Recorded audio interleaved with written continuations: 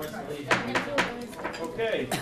we're going to call this meeting of the Board of Selectmen for Monday, September 26, 2016 to order. We'll start with our Pledge of Allegiance, which will be led tonight by Eagle Scout candidate Frankie Hurst. Frank, if you could come up to the middle here. Come right up here, and whenever you're ready.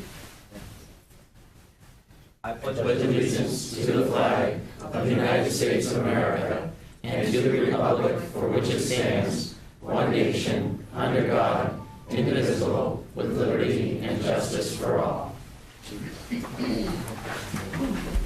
All right, great. Okay, so first on the agenda tonight is approval of the minutes. We have a couple of sessions to approve, executive session, couple executives and an open session. Do I have a motion? Second. For all three, I'm all sorry, three? yeah. Okay. Any discussion? All those in favor? Okay. All right, next, communications and announcements. As we always really like to do, one of the best parts of this job is to swear in new members of our fire department. So we have two swearing-ins tonight. I am going to look to Chief McCarthy to give us a bit of a background and overview. Yep, thank you. You know, Pleasure being here again. It feels like I've been here quite often this last year. we enjoy that. Thank you. Yep. Always like being here. So tonight we'll be swearing in two firefighters, Sean Powers and Nick Catalero. I want to welcome families from both of the firefighters. First up will be Sean Powers. And we're going to do the same thing we did the last time. We have a history of the badge. So Sean will be receiving badge 11.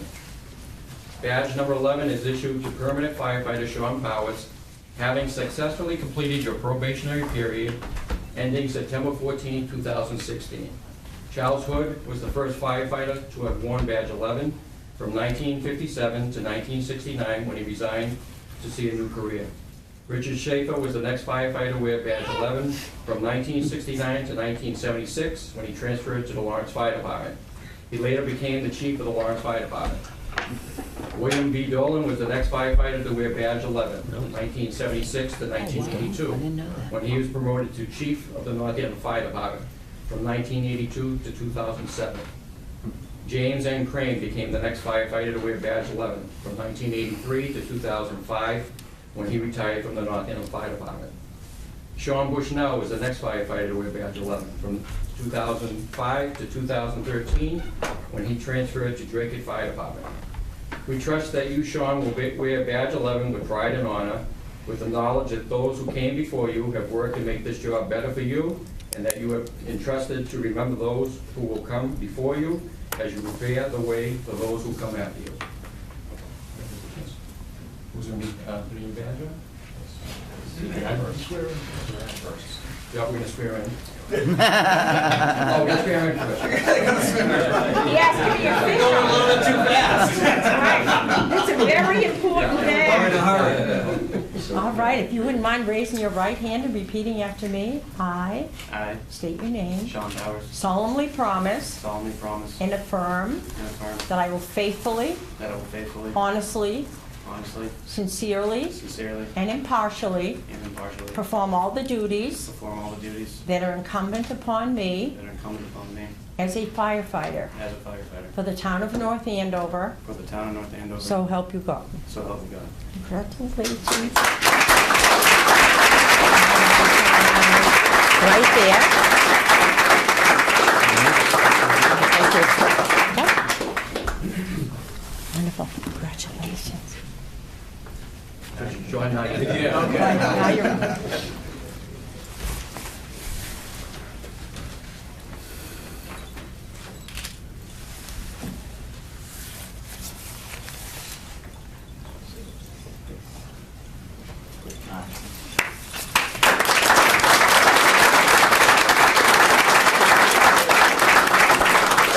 We also have a citation from the Senate, official citation, be it known that Massachusetts Senate hereby extends its congratulations to Sean Powers in recognition of your graduation from the Massachusetts Fire Academy, recruit class 239.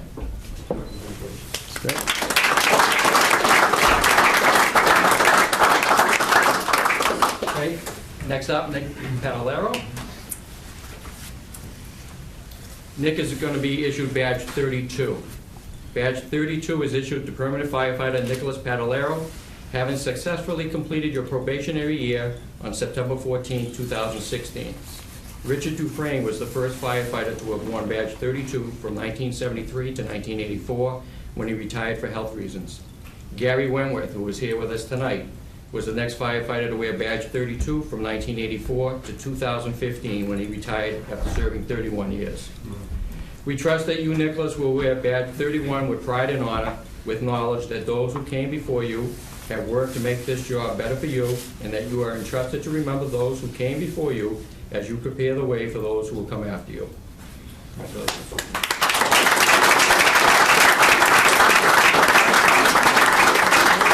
Raise your right hand and repeat after me. I, State your name. Nick Panalero, Solemnly promise solemnly promise and affirm and affirm that I will faithfully, that I will faithfully, honestly, honestly, sincerely, sincerely, and impartially and impartially perform all the duties perform all the duties that are incumbent upon me that are incumbent upon me as a as a firefighter firefighter for the town of North for the town Andover. of North Andover. So help me God. So help me God. Congratulations.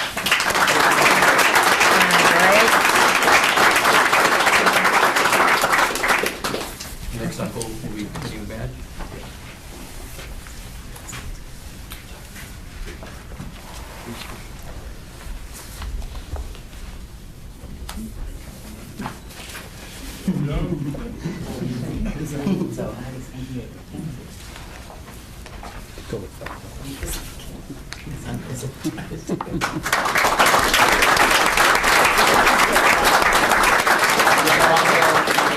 Citation from the Senate, be it known that the Massachusetts Senate hereby extends its congratulations to Nicholas Panalero in recognition of your graduation from the Massachusetts Fire Academy Recruit Class 239.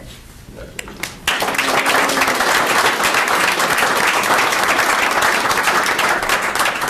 So, we're very pleased with both of these firefighters. Nick is going to be, he is with Unit 2, Station 2, under the direction of Lieutenant Dave Hebert, who's here tonight. And Sean Powers is also on Unit 2, Station 1, and he's under Lieutenant Ware, who's away tonight. So they've done a great job for us so far. We see a lot of good things for them in the future, and a great career to come for both of them. So both veterans of the military. Sean was in the Marines, and Nick was in the Navy. So.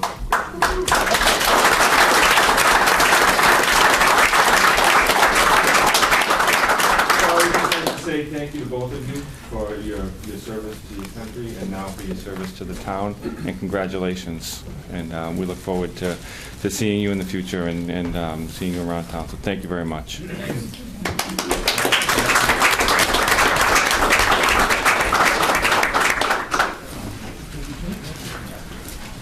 Okay, we'll just give a minute. We'll give a minute for the folks to.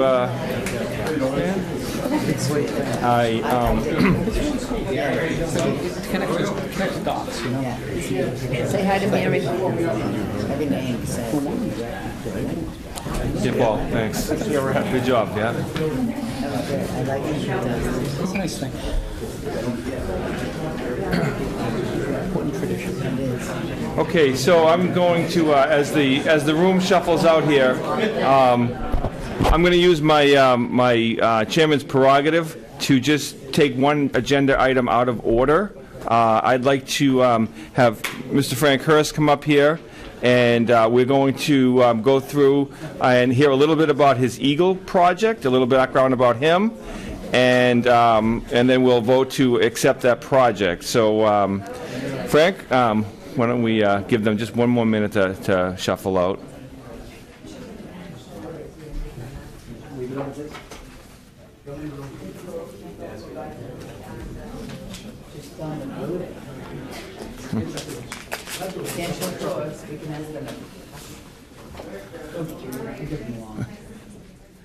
Dr. Price is going to take care of things. Dr. Price. That's the teacher in it. Yeah. How you doing tonight, Frank? we're going to get to you in just 1 minute as soon as we get the room a little bit quieter, so we make sure we can hear everything you're going to tell us.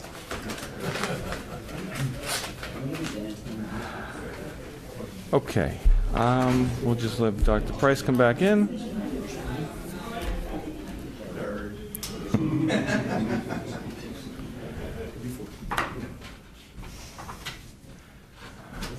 Okay, I think we're good. All right, so Frank, why don't you tell us about your project and what you've done and you know what your plans were and how you got it done. All right. So it started by me and my family asking people what needed to be done around the town. So we found out who could tell us that. So we went to Friends of North Andover Trails, and we were told that kiosks were needed in the town. So we asked them what type of kiosk, and they sent us a link to the Appalachian Trail kiosk design. So we took that design, we started building it, and some of the materials were actually different from the list than the actual design. So we had to, buy more materials and adjust it to what we needed. The majority of it was built in our garage by me and my dad. And there were multiple work days where we brought it there with the help of the DPW, installed it into the ground with concrete, and then also had a massive 7-hour workday putting the frame, the shingles, and also marking a trail that was previously unmarked. And that was with the help of my troop, Troop 82. Great. And the only thing left that needs to be done is to install the actual physical trail sign with the map in it. That's the only thing that needs to be done. Great, and we have a picture of it in our packages. I know everyone can't see it at home, but I've seen it in person. It's quite a nice structure. It's has a roof and some. It's a nice locking feature there, so no one can get into it other than those who have authorization. So very nice job, very well done. So are you? What year are you in school right now? I'm in my sophomore year. At North Andover High School? Yeah. Excellent, very good. All right, well, thank you. And so one other thing that we have to do is we have to actually accept that as a donation to the town. So so we'll make a motion to do that, and thank you for that work and that effort that you put in there, and good luck on your Eagle Scout campaign. It sounds like you're going to get it done in plenty of time for your 18th birthday. Yeah, I don't have to give the speech. Yeah, you don't have to give the speech, but you can still give it if you want. I have 2 sons who are Eagles, and I always tell the parents, do not, let your birthday come creeping up on you and then you're panic struck to get it all done. But you seem like you've planned ahead and you're in good shape to get this done on time. How many more badges do you need? 3 more. 2 of them, they'll only take an hour. I'll just do the work and then call my friend who's actually a counselor for both of them. Mm-hmm. And then the other one, I just need to run 1 more mile and I'll have the merit badge. So not much. Wow. You're in really good And shape. sophomore Good for you. year. Yeah. Good for you. Good for you. Okay, can we get a motion? Move that the Board of Selectmen accept the donation of a kiosk from Eagle Scout Frankie Hurst. All those in favor? Aye. Okay, and hold on 1 second. So that's been accepted, thank you. So we have a certificate of recognition that I'll read to you. Certificate of recognition presented to Francis Hurst in recognition of completing your Eagle Scout project by designing, constructing, and installing an informational kiosk and donating it to the town for use at the Summit Trail at Osgood Hill. Your leadership, dedication, and hard work in making this improvement to the Summit Trail are greatly appreciated. Thank you for your community service. On behalf of the town of North Andover, represented by the Board of Selectmen, September 26, 2016. And I need to sign this. Low five.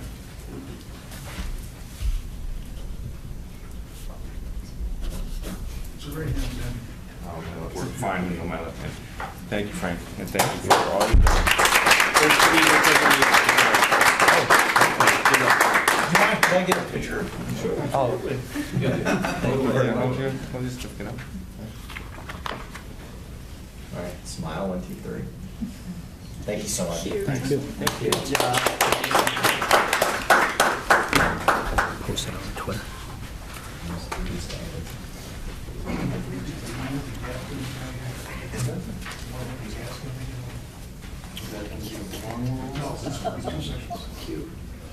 What's the matter?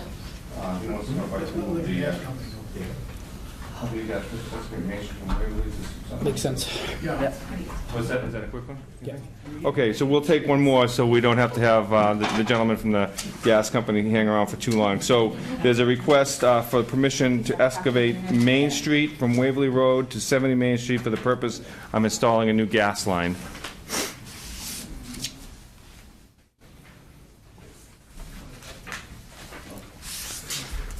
Now, don't let this go to your head. This isn't going to happen all the time. Okay, Luciano, Columbia Gas Construction Specialist. And I'm Kyle Benoit, Columbia Gas, field engineer.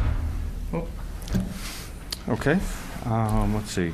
And we're doing an excavation of Main Street from Waverly Road to 70 Main Street. So that's, what about 200 feet. 200 feet? Yeah. Yep, right in front of Bradstreet School. So will that be cut down the middle of the road? No, go ahead. We're gonna bring it on the far side of the road, so we don't have to go too far into that fork from Waverly, where Waverly meets Main Street. And when is the plan to have this done? Well, we're waiting on the builder right now, but I mean, we could be looking as late October. Sooner, we're hoping sooner. Okay. We have everything in order and ready to go. We're just kind of, it's on their field right now. Okay. Mr. Chairman, I spent 4 months trying to get out of my street. We did the area, so hopefully I think we can do it so I can find Heavenly Doors without going through their traffic. This is above Heavenly Donuts. Yeah. So he's all set. Every day, every day. It's just, Okay. So would you like to make a motion then, Mr. Stewart, or? I moved to get done as soon as possible and get out of here. Okay, so That's always the goal. Okay, so that in translation is a motion to approve your request. Do we have a second on that? Second. Okay, any further discussion or comments? All those in favor? Aye. Okay, thank you, gentlemen. Thank you. Thank you very much. Stay an hour and a half. Okay. What we are going to do now is move to our interviews for town council. What I'd like to do is just take a moment and talk about the process that the committee has gone through to get to this point, and I'd like to take a moment to also thank that committee. The committee was comprised of 2 members of the Board of Selectmen, myself and Selectman DeCollegiero, 2 members of the school committee, Brian Gross and David Teresi, as well as Town Manager Andrew Mailer and Superintendent of Schools Dr. Jennifer Price, and Kathy Darby, the head of HR. So thank you very much for all the efforts. It was a lot of additional work on people's plates, but I think in the end we ended up with a very good process. So just to give the a rough outline of the timeline, after the town meeting in May, we went ahead and advertised in June, or late May, early June. We advertised for the North Andover Town Council on both the North Andover, not both, but on the North Andover website, the Lawrence Eagle Tribune, Monster.com, Indeed.com, and Lawyers Weekly. In June, we started, around June 20th, we started receiving resumes. We received approximately 29 resumes for the position, which was phenomenal. And then on July 18th, the search committee met and started going through those resumes and reduced this pool of candidates to 6 highly qualified candidates for the position. And then on August 3rd, the first 3 of the 6 candidates were interviewed by the committee. The committee separated into teams of 2 and took and interviewed each one of the candidates individually. Each candidate was interviewed 3 times that evening. And then on August 17th, we went through the same process and interviewed the remaining 3. On September 6th, the first 3 of the 4 remaining candidates were interviewed for a second time. And this time they were presented with a realistic type of scenario that we would like to have them advise us on. And that was, they were given each 30 minutes to give that presentation, and that was to the entire committee at once. And then on September 14th, the final candidate was given the same scenario and same opportunity to present. The week of September 19th, there was a meet and greet that was offered up for the Board of Selectmen to go in and meet the candidates that were not on the committee. So Phil and I had met the candidates, so the other board was invited to come in and meet the candidates and provide any additional input. And then, so here we are tonight now, which will be go ahead and do the final interview by the board, and then intending to make a decision or a recommendation tonight. So that was the overall process, and so I just wanted to make sure that was understood. Any questions on that from the board? Okay. So what we'll do is we'll move to the interview process. So first on the agenda, it would be Aiton Goldberg. The format will be, Aiton will be about approximately 20 minutes. We'll give you an opportunity to give some background on yourself and give us a little information about you, and then we'll open it up to the board for questions. If that's Sure, however you want to do it. okay. Thank you, Mr. Chairman, members of the board. My name is Aiton Goldberg. I actually live here in North Andover. Lived here for about 3 years. I have married and have 3 children, a 7-year-old who goes to the Thompson School, and then twin 18-month-olds, so all boys. Came to North Andover just before my oldest was going to go to kindergarten, one of the main reasons being the school, and tend to stay here. And so that's kind of the personal background. In terms of my legal background, I went to Boston University 1998 to 2002. Then I went to Georgetown University in D.C. from 02 to 05. From there, after I passed the bar, I was employed at the District Attorney's Office in Essex County. I actually started working here in Lawrence. It's one of the ways I actually got to know about North Andover, meeting a lot of your police officers, talking with them, seeing how much they really loved the town, and I really relied on a lot of them to making decisions on cases, and telling me about the people that they interacted with, and they were always very responsive. And I worked at the DA's office for about 5 years. And then I went into private practice. In my private practice and as a district attorney, I've probably tried over 100 cases as a trial attorney, from simple misdemeanors and OUIs to attempted murder cases and things like that. So there's not much really that flaps me. I'm pretty steady, which I think is a important feature in this job. 3 years ago, or almost 3 years ago now, I started working for the City of Beverly as an assistant city solicitor, doing the municipal type of work that you are looking for in this job. In Beverly, I've done the gamut of legal activities in terms of municipal practice, from contracts to litigation to union negotiations. That was, I was working on a union negotiation all day today, and then preparing things for the city council meeting that we're going on tonight. So in terms of the municipal practice, I think I've covered most of, if not all of the things that you would look for in a town council, and really would relish the opportunity to move that practice from Beverly to where I live and be able to provide for this community. Very good. So I'll at this time open it up to questions from the board. If anybody has anything they'd like to ask Aiton. Yeah, one quick question is, have you had any town meeting experience? Other than watching on TV, I have not. So I've been involved in the legislative process on the city side. Town side, I have not. I do think it's something that I could adapt well to, obviously recognizing the differences between the town and the city styles of government.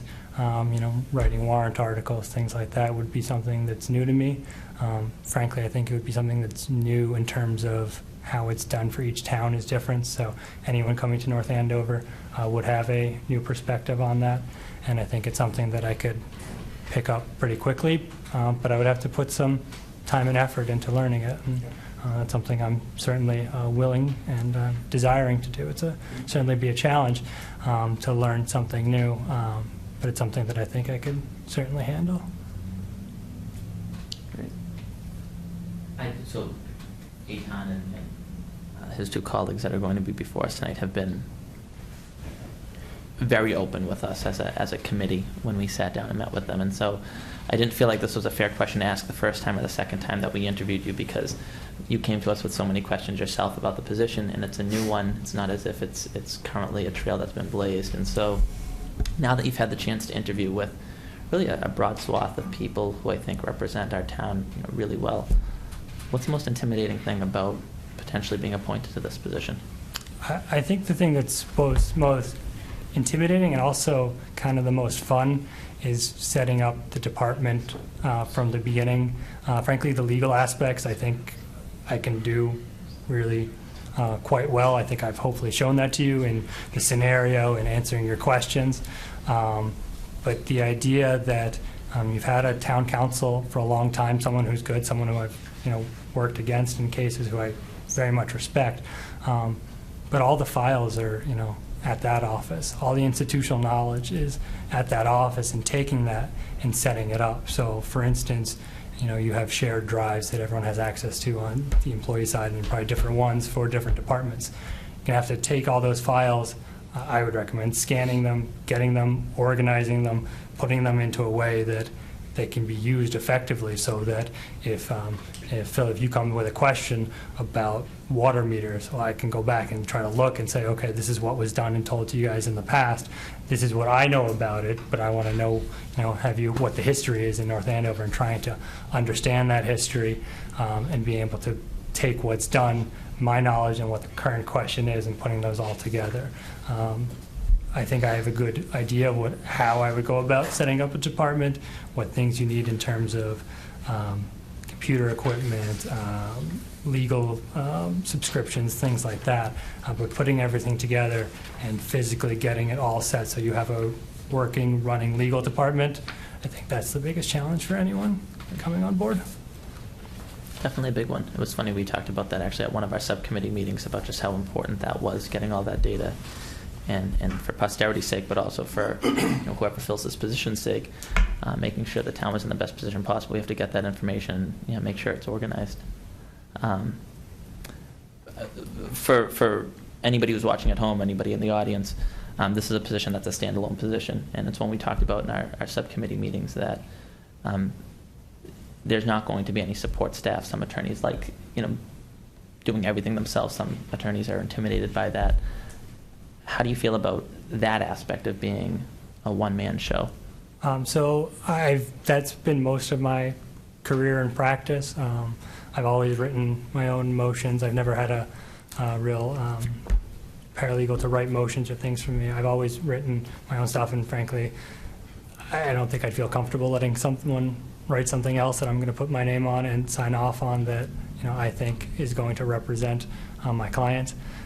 In my own private practice, I do all my phone calls, do all my email correspondence, things like that. So that is actually not a concern for me. I mean, having help is great, but I think it's especially, like I said, where setting up and organizing is going to be the first and primary task. I'm going to want to be hands-on on everything that's done in that. So those are things I wouldn't feel comfortable even if I had an assistant, at least at first, until I'm set and understanding the role and understanding how things should run, to turn everything over. So I'm certainly comfortable handling those things on my own and doing things that way.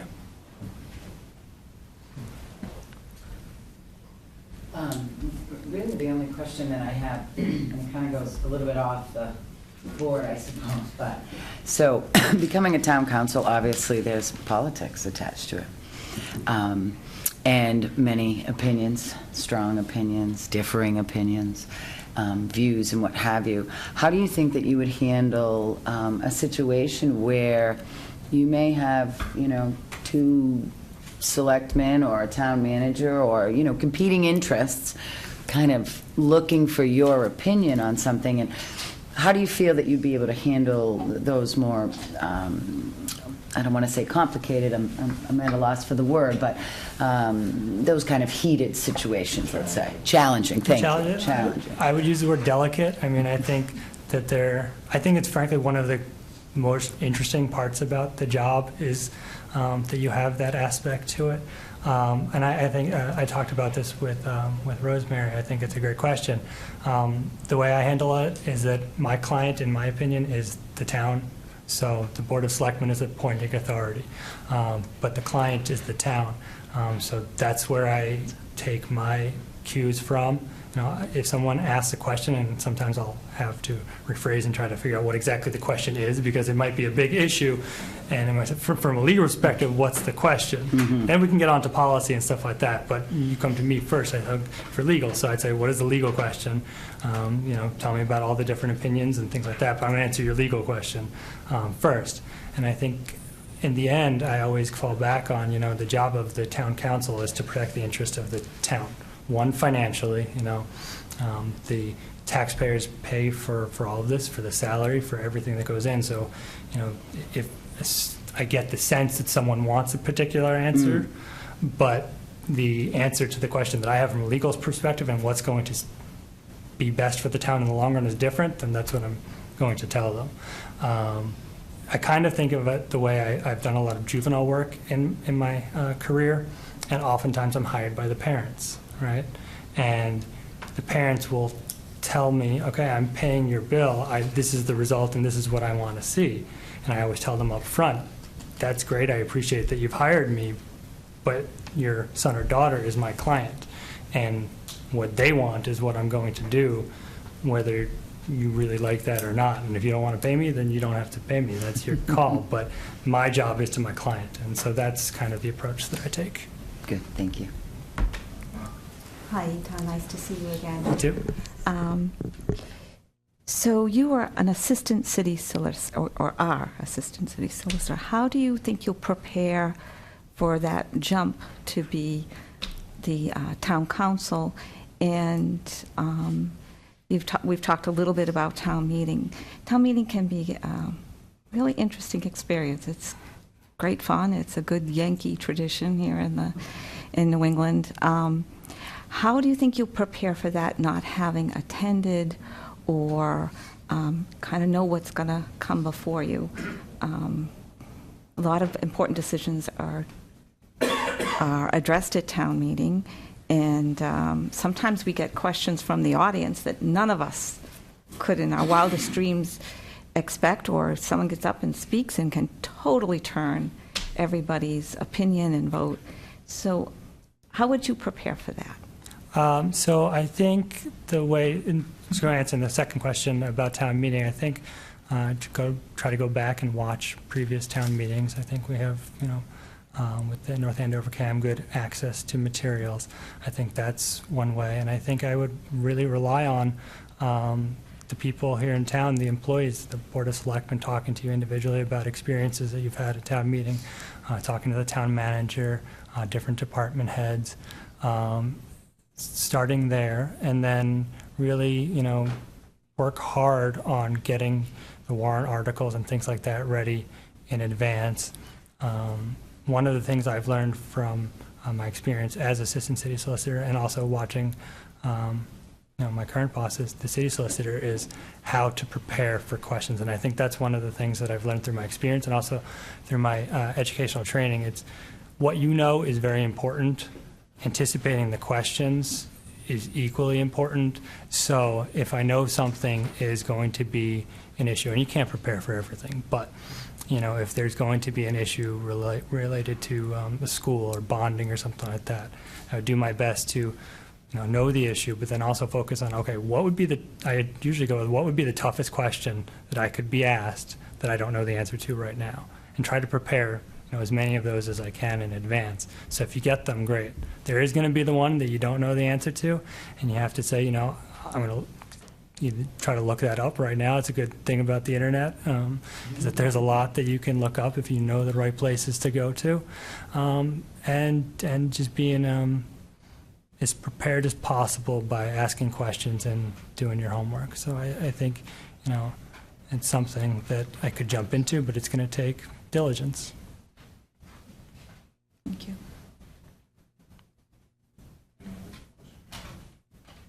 So, well, let me ask a question, and you've spoken about this already a little bit tonight, but I'm going to ask the question directly, and you can speak to it.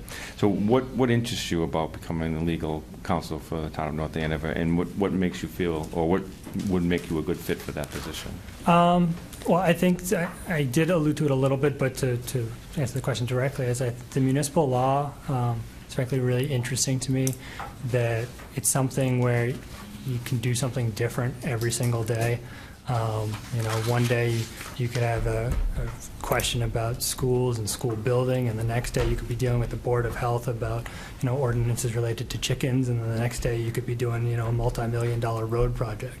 The variance is really appealing to me. Having it be here in North Andover is really the reason I applied. Being able to contribute to the community where I live is inordinately appealing.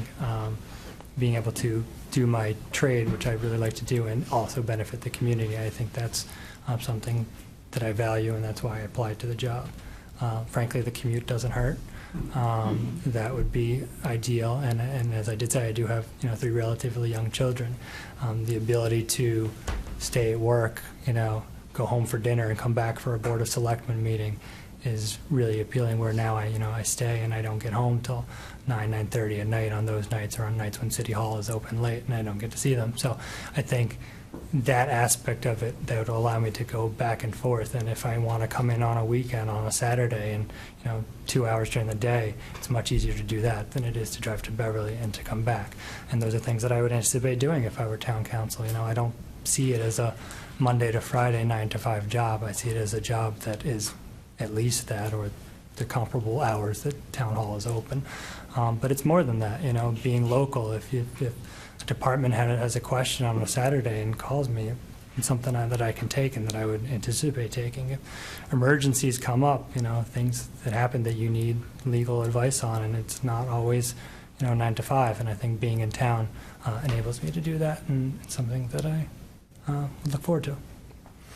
Okay, and then the last question that I have is, the position will be supporting both the town and the school, right? So it's a pretty broad range of responsibilities there. So what would you say your first 3-4 months, what would you do to prepare, or when you first started, not prepare, but when you first got in the position, what would your first 3 to 4 months, what would you think you would be doing in that time frame? Sure. So I think the beginning would be the logistics, getting the files, setting everything up, making sure everything is available electronically. I would start also by meeting with department heads and the board, Mr. Mailer, to see what potential emergencies there were, to the best that we know. Is there any active litigation that has deadlines? Are there things coming up at future meetings that are going to be hot, button issues? Things that want to really get some quick legal work done on. I would start there. There are a couple of projects that I know are required by law that would be needed. So public records, there's a new public records law that goes into effect in January, requiring a records access officer, requiring that all public requests for records be tracked in a certain manner to later be reported to the Secretary of State. So setting up protocols for that to deal with across departments. So if a public records request comes to the police, to the school, to the city clerk, I'd set up a policy and procedure for how those would be handled on a uniform basis, because you don't want them handled in different ways for different departments. I would set up a kind of a review for contracts. I think that's something that would go across, would take the school as well as the city side, set up a formal process for how contracts, I think all contracts should be reviewed, not for substance, but for form. You want to have certain terms and conditions that are beneficial to the town, that go into all contracts, whether it's school or city side. So I'd set up a process for that. And then I think other than that, for the school side, just getting to go to, I try to go to one of the meetings for all of the boards and commissions, maybe a little bit more on the school committee, given how much their budget is and how much their responsibility is. Start attending those meetings as well, and then meeting with Dr. Price and the staff over at the school side to see what their needs are. And then I think I'd see where the contract status is for all the different contracts, just to get the ball rolling on any planning that needs to be done for those, because those require a lot of advanced preparation. Well, sounds like a busy 3 weeks. I've thought about it a lot, and I think those are the things that would be at the top of the list. Okay. So, anybody in this position is inevitably going to make errors. We're all human. People make mistakes all the time. You've been in your current role almost 3 years. Can you give us an example of a time that you made an error or a mistake on behalf of the municipality and how you handled that? That's a great question. I don't know if I can give you a specific example. Confidentiality, and I might respect that. not benefit my client to do so. I think the thing that I'll answer it this way. I think the thing that I've learned that that I've had to work on and that I still need to continue to get better at is taking my time on decisions. Someone will come to me and say they have a quick question, and it seemed really easy to say, okay, that's something I've dealt with before, I know the answer, and give them an answer. But what I think I've learned is that, especially with kind of the political side that Ms. Watson mentioned, that there's more than just the legal answer that needs to be considered, and taking your time to consider all the different potential repercussions, unintended or otherwise, of a decision, even small, is something that I've learned, because I haven't done, there have been times where I've made a decision, too quickly, and then I went back and spoke with somebody else about it, and going to talk with people and getting different opinions, even if you're the only one in the legal department, I think it's still great.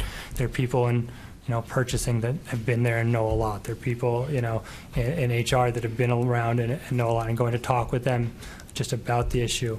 Because I've made decisions and then gone and talked with somebody else and said, oh, I didn't consider that. I didn't think about that. Let me go back and maybe undo a little bit of what I just said. And, nothing that hasn't been able to be fixed. But I think that's something that I continually try to work on.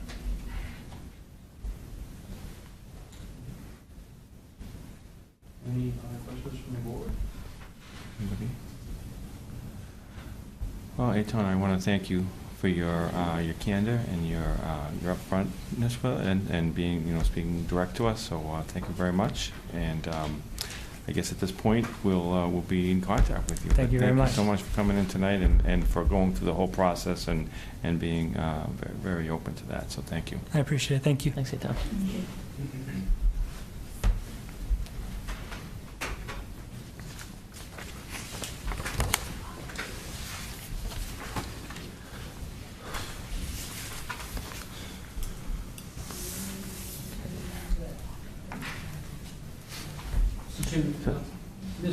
Ms. Davi is working through just getting one candidate out and one candidate in. Can we take up one or two lighter items on the agenda? Sure. If they're How about, let's see. the surplus of equipment under G? Okay, let's do that. So we have a request. So we're going to skip down to consent items. Sorry. So we have a request to surplus some IT equipment. Let me see, I haven't pulled that one up yet.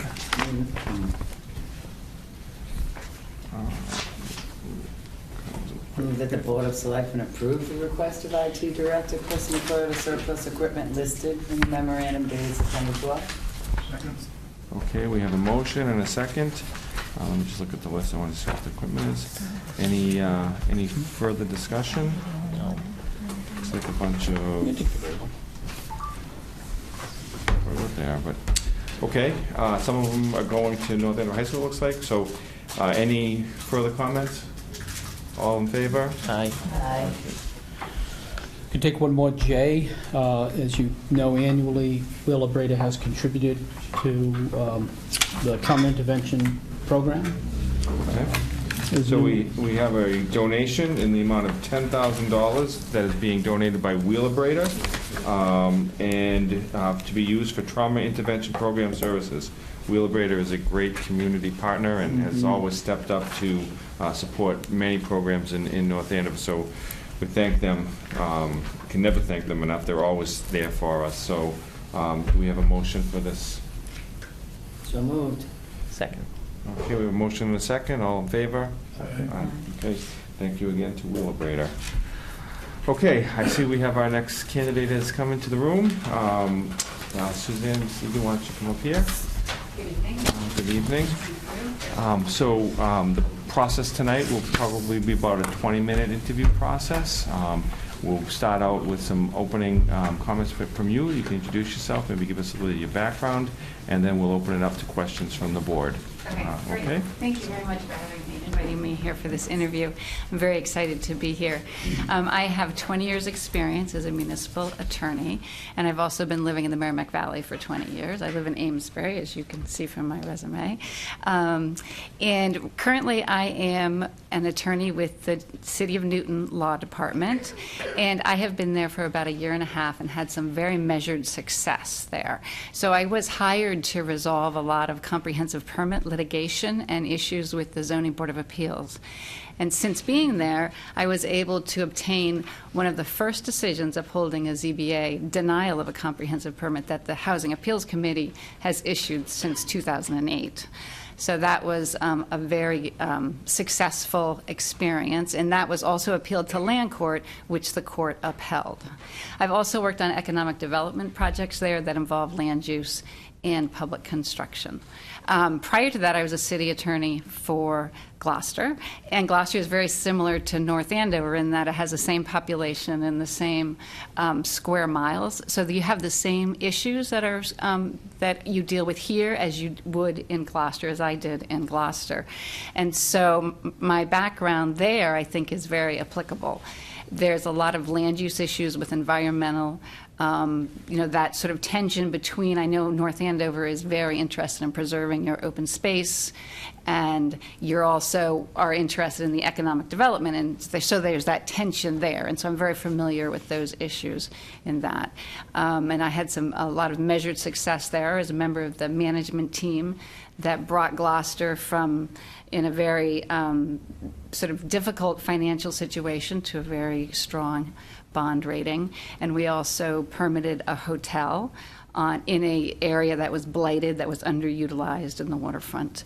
And also the construction of a shopping center, and upgraded the water treatment plant and the wastewater treatment plant. So I have a broad range of experience in municipal law. I've seen almost everything that you can see.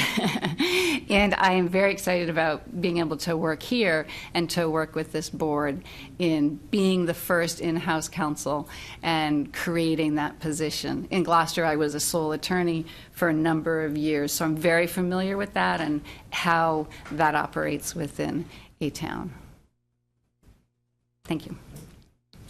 So we'll open up to the board for questions. I will ask the same question, Mr. Chairman. What town experience have you had with town meeting, if any?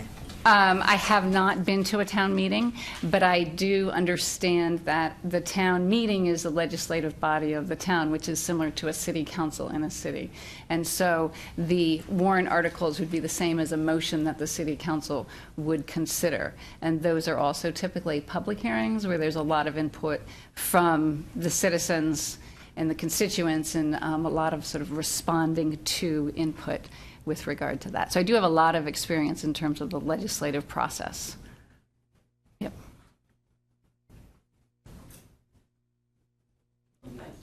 I have no problem again.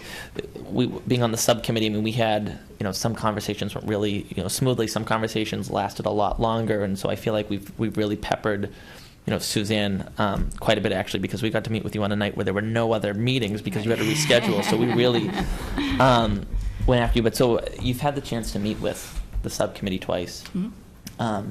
It's a new position. No one's ever had this before, and so I didn't really feel like it was a fair question to ask, our prior interviews. But with this one, what, after having met with us and learned a bit more about the position and how you'll interface with the school department, what's intimidating to you about this position if you're offered this appointment? I would say not necessarily intimidated, because so I'm very familiar with municipal issues, so the legal issues are not really anything that I would be intimidated by. I think the challenge of the job will be, or the position will be, is just making sure that all the different moving pieces are working together to make sure that the priorities of the board are met, and that I understand those priorities, and that I'm working on them to the fullest extent. So that sort of communication aspect, and also the communication with the school committee, and ensuring that there's a good communication between everybody, and priorities are understood, and the projects are completed. Yeah, I mean, I think that's going to be that's the challenge with the And position. God knows that, communication, right, is key. As you, Yeah, communication. And we're a chatty group, as you got to see. Communication is definitely important, and also the ability to understand the priorities of the school committee and the Board of Selectmen. That kind of leads into my question. Mm-hmm. What about competing priorities? Oftentimes, I mean, you're dealing with 5 different selectmen. Mm-hmm. There's often competing ideas or priorities. It is a political position in the sense of that you're dealing with folks who have agendas sometimes. Mm-hmm. How do you think you would handle that, or do you see that as a challenge, or? So I'm familiar with that, because as being general counsel for the city of Gloucester, I worked with both the school committee, the superintendent, the city council, the mayor's office. So there's always competing demands on time, and what I found is that once it's articulated, once I sit down with somebody and they come to me with a problem and they say, well, we want to have this particular law passed, or an example is, we have all these petitions to put wireless antennas in our streets, and what are we going to do about that? And then another issue could be the school committee saying, we have student issues with the students, and or an issue with the parent, or what are we going to do about that? Then what I would do is just talk to everybody and say, what's your timeline? What do you see this as a priority? Here's my list, without breaching any confidentiality aspects, but here's my list, and where do you see that fitting in, and what can I do to make sure? I mean more the political arena. If you have competing selectmen, for instance, both coming to you looking for an answer. So if it's a legal question, Yeah. presumably it will be, it will always go back to, this is the law, here's the statute, here's the case law, this is the gray area, this is the black and white area, and here it is. Because the role of a general counsel or a town council is not to get involved in that at all. And from my experience, I have learned that. And I know that it's very important to keep those things separately. And just to provide sort of the subject matter expert, here I am, I can tell you, I can research any law you want, and I can tell you the cases and what you can and cannot do, and where you can push a little bit, and whether or not your decision will be defensible. So I look at a lot of decisions that are made, and I say, if this is appealed, if we end up in front of the Supreme Judicial Court, is this going to be upheld? Great. And let's make sure it is. Let's create that record and do everything we can to make sure it is. Thank you. Okay. I have a couple of questions. Nice to see you again, Nice to see Susan. you. So when and if I got this wrong, please correct me. So you were the general counsel for Gloucester, Yes. but then you left Gloucester and took an assistant city solicitor's position. Yes. Why did you decide to leave Gloucester?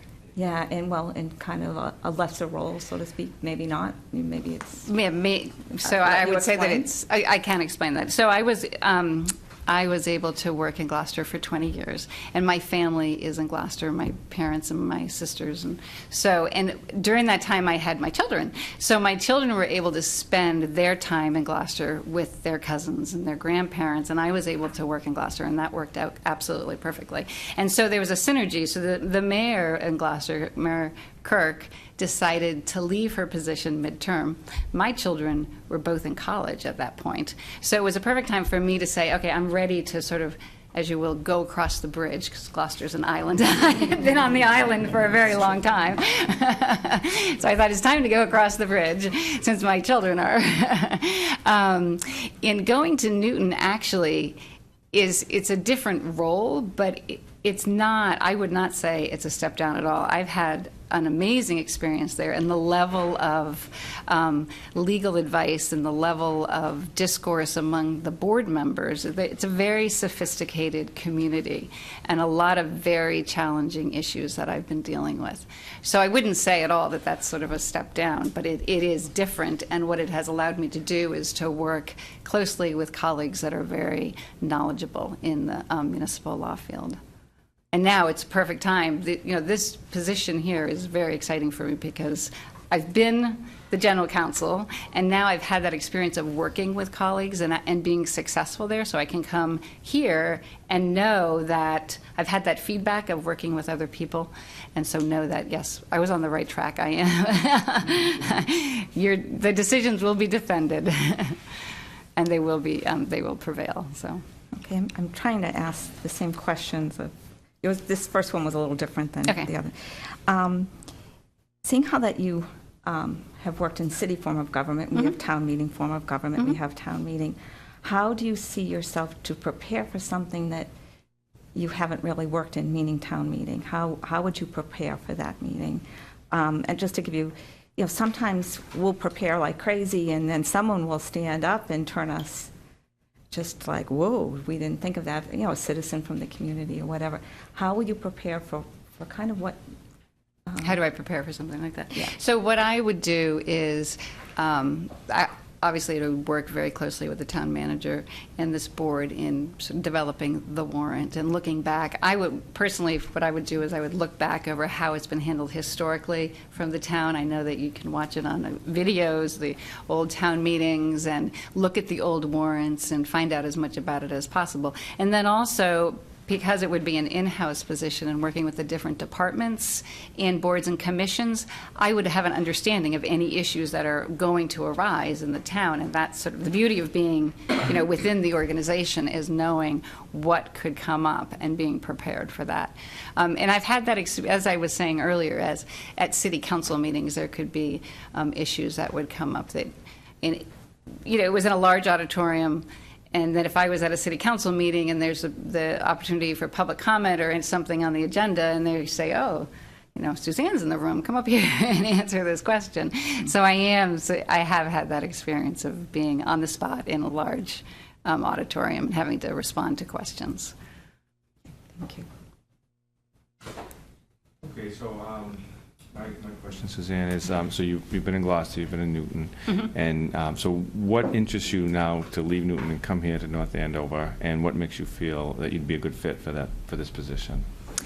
Well, working in the Merrimack Valley would be, and working in North Andover would be just an honor, really, because I find this is a great town. You have this amazing open space, all these resources with your water body, your watershed, you have all those issues, and then you have a great business. I love a lot of the restaurants and the yoga places here. This is a great place to come to. And to be able to work here and be a part of this government and to help forge ahead with the priorities that the board has would be a great opportunity, and I would really, really enjoy doing that. And also what I bring to the table is that I have done the position before, so I'm very familiar with being the only attorney around for everybody to come to and ask the questions. And because I've been doing this, I know a lot of the answers already. I don't have to go and look, particularly in land use and zoning and environmental law, because I've been on the Zoning Board of Appeals, I'm on the Conservation Commission. I'm very familiar with all those type of issues. And I know that's a lot of what you must be facing here because of the development pressures, as that all communities are facing at this point. Okay, and so another follow-up question, I guess. So you're going to be working with both the school committee and on the school side and the municipal side. So what do you see those first 3 months being like when you take this position, and how do you see filling your days for those first 3 months? immediately just meeting with everybody and finding out what everybody's priorities are, and finding out how people see the best use of the position of town council, and then just reviewing everything.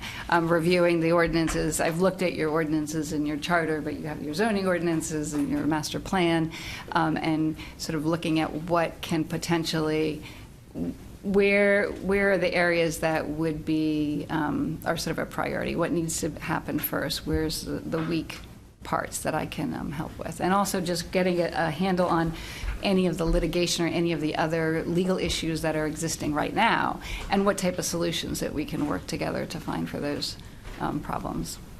All right, thank you. Any other questions from the board? Suzanne, you've laid out your career and your accomplishments and all of these great things you've done. Huh.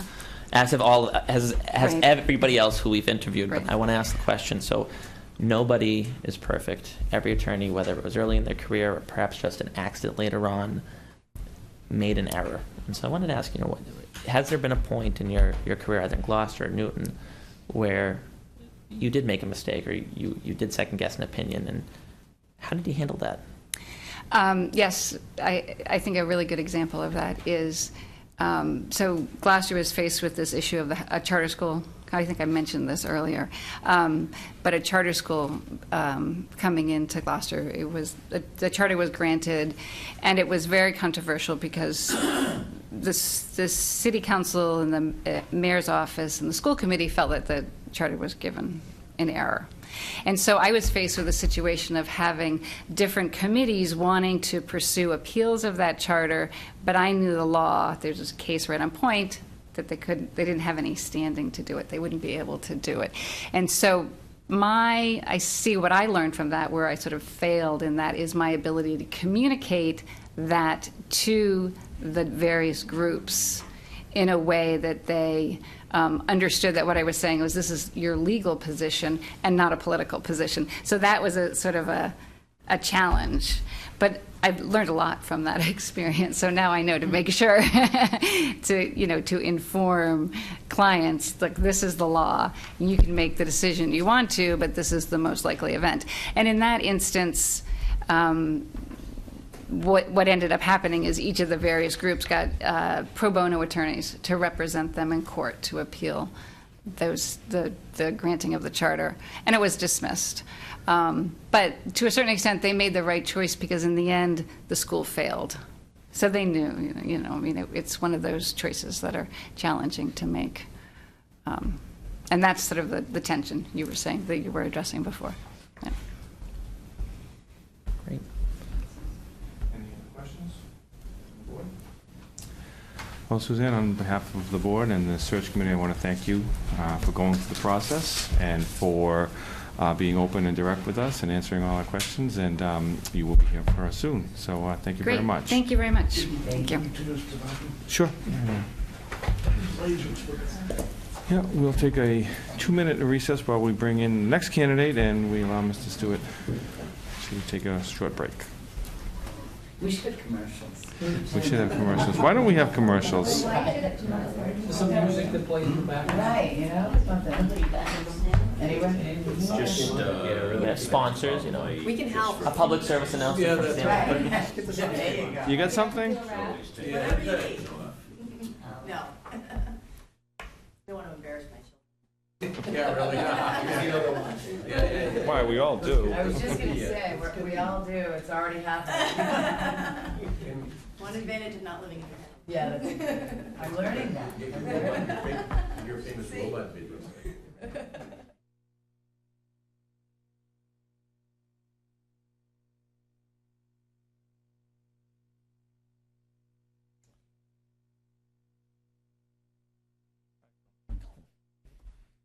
We're in a short little break right now. We return in a minute.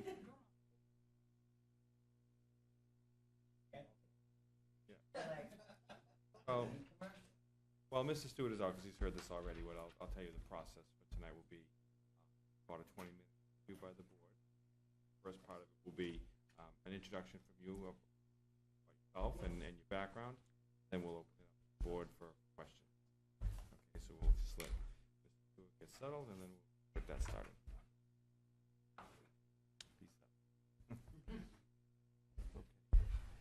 So, Colleen, we'll give you your time now, and it's on you. Great, thank you. Thank you for the opportunity. My name is Colleen Mejia, and I am currently the city solicitor for the city of Everett. I started practicing law 19 years ago in 1997, where the main focus of my practice back then was criminal defense, public defender work. And in 2002, I had the opportunity to serve as an assistant solicitor for the city of Everett, and I was grateful for the opportunity, and I served as an assistant solicitor under 2 mayors until 2008, where I was appointed solicitor by my 3rd mayor. And I've been doing that ever since. Great. Okay, so we'll open up to the board. We've been asking some questions, so I'm going to ask Mr. Stewart to... What's your experience with town meeting? I haven't had any experience formally with town meeting, where Everett is a city. So we have, the city council is a legislative body, and they meet twice a month, so I attend those meetings by ordinance.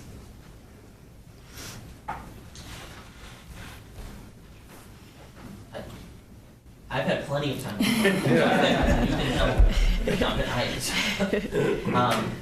So one thing that I've asked candidates as they've come before us tonight is that you had a great opportunity. You sat down with the full subcommittee. You sat down with each of us individually 3 different times. I mean, it must feel like a game of Groundhog Day for you. But now that you have a better idea of what we're looking for as a municipality to fill this brand new position, what intimidates you about this position if we offer you this appointment? Nothing intimidates me by this position. I feel like I've been doing this position for the last 14 years in the city. I think being counsel for a municipality, there may be slight differences between a city and a town, but I think the legal issues are basically the same. And I think I have a lot of experience doing that. I'm a member of the senior staff for the city of Everett. I've been a member of the senior staff even as an assistant solicitor. So I am used to attending meetings and giving advice and counsel on policy and procedure, as well as legal advice for any legal issue.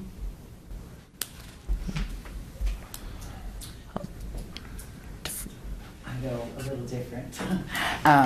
So you've been in the city. So I'm sure you've dealt with the politics of. So my question this evening to all the candidates has been, how would you handle the challenge of competing interests, whether that's selectmen, school committees, which we don't have a lot of that, which is so great.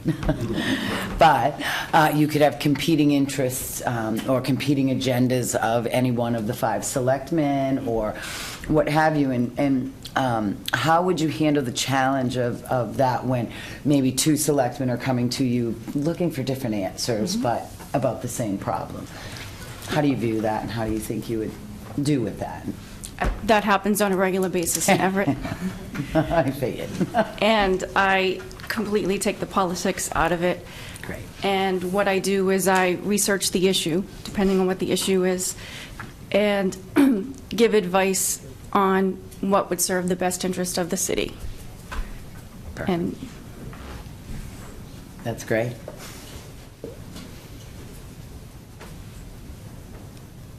Anything? I'm asking the same question of all the candidates. And thank you for being so upfront about your town meeting experience. So what about North Reading? Do they have town meeting? North Reading has town meeting. I attended one, and unfortunately I've only been allowed to attend one because they're usually held on the same nights that I'm obligated to attend city council meetings in Everett as part of my job. So how would you prepare? Town meeting is our form of government. A lot of important decisions are decided at town meeting. Right. It can be quite colorful. You can get someone come up and just knock us all, kind of over with their question. And so how would you prepare legally and just getting ready, seeing how that it would be a new experience for you? I think working with the town manager and the selectmen and preparing the warrant, getting myself familiar with all the items that would be on the warrant, making sure that the items have a legal basis. And for colorful commentary, it happens all the time in Everett. We have a public participation, which I'm sure happens here. And, you know, you can hear all kinds of questions and concerns from the public. And even though I'm not allowed to give residents advice in Everett, they stop by my office all the time. They don't want you to do that. Yeah, I explain to them how I cannot, but they still come in and air their grievances. Correct. That's a stand that we're having his personal attorney right now, so.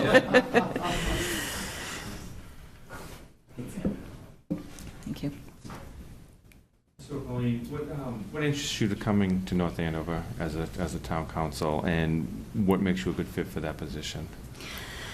I think working in a city for 14 years, I think I've learned all that I'm going to know, and I think it would be a great transition for me now in this part of my career to transition into a town and learn the ins and outs of how a town operates, the differences, and I think working so long in a municipality, I think it would be a great transition, and I think I'd do well. Thank you. So you'll be working with both the school side and the municipal side. Correct. So what do you envision that first 3 or 4 months of being, or you doing in that once you get this position? What would be your first 3 or 4 months worth of activities? I'd like to familiarize myself with all the players. I think it's important to have a great working relationship with department heads, with employees, with selectmen, with school committee members. I think knowing how the day-to-day operations, how people interact, I think it's really important. I'd like to familiarize myself with all the collective bargaining agreements. I think it's important. I do a lot of labor practice currently. I envision that would probably continue. I think, you know, that's important to familiarize myself with the personnel policies, with the bylaws, things like that. I think it's important. Attend staff meetings, hopefully. All right, thank you. Any other questions from the board?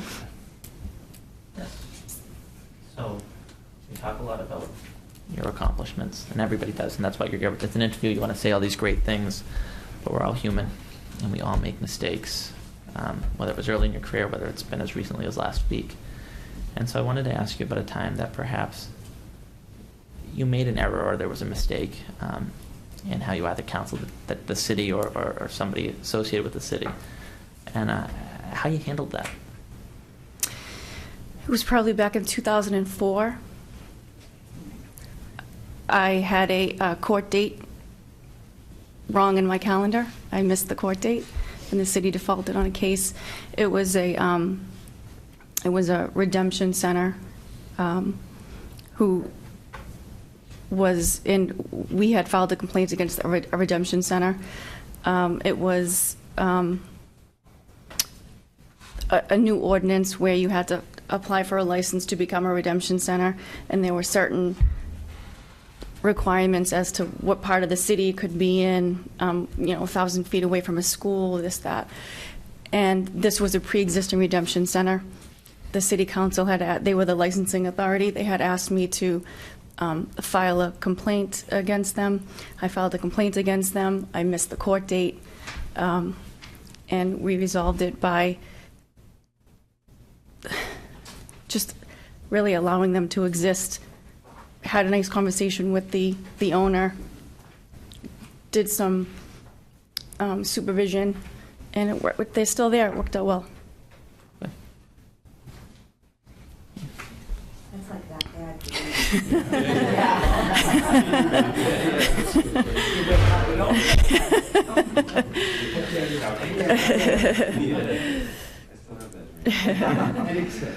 So, any other questions from the board? Well, Colleen, thank you on behalf of the board and the search committee. Thank you very much for going through the process and being direct and open and honest with us with all your answers to all the questions you've been given over the last couple of weeks. And we'll be in touch with you. Thank you so much. very Thank you for the Thank opportunity. I appreciate it. It was nice to meet all Thanks, of you. Colleen.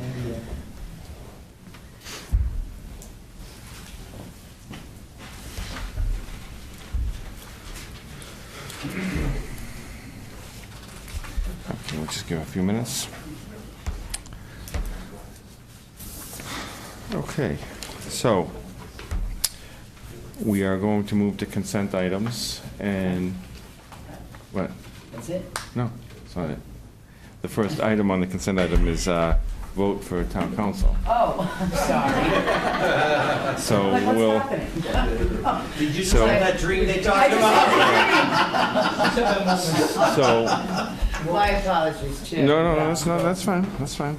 So we'll go into, we'll continue to discuss this. We have a couple members of the search committee that are in the room tonight.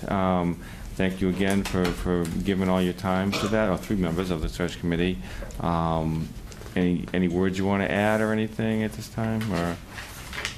No? I'll have a quick look at, I'll join you. Without giving any kind of. yeah, of course. I just want to thank you very much for including the schools in this process. I think it's been a wonderful demonstration of collaboration between the municipal side and the school side, and frankly, I think any 3 of these candidates would represent our town well.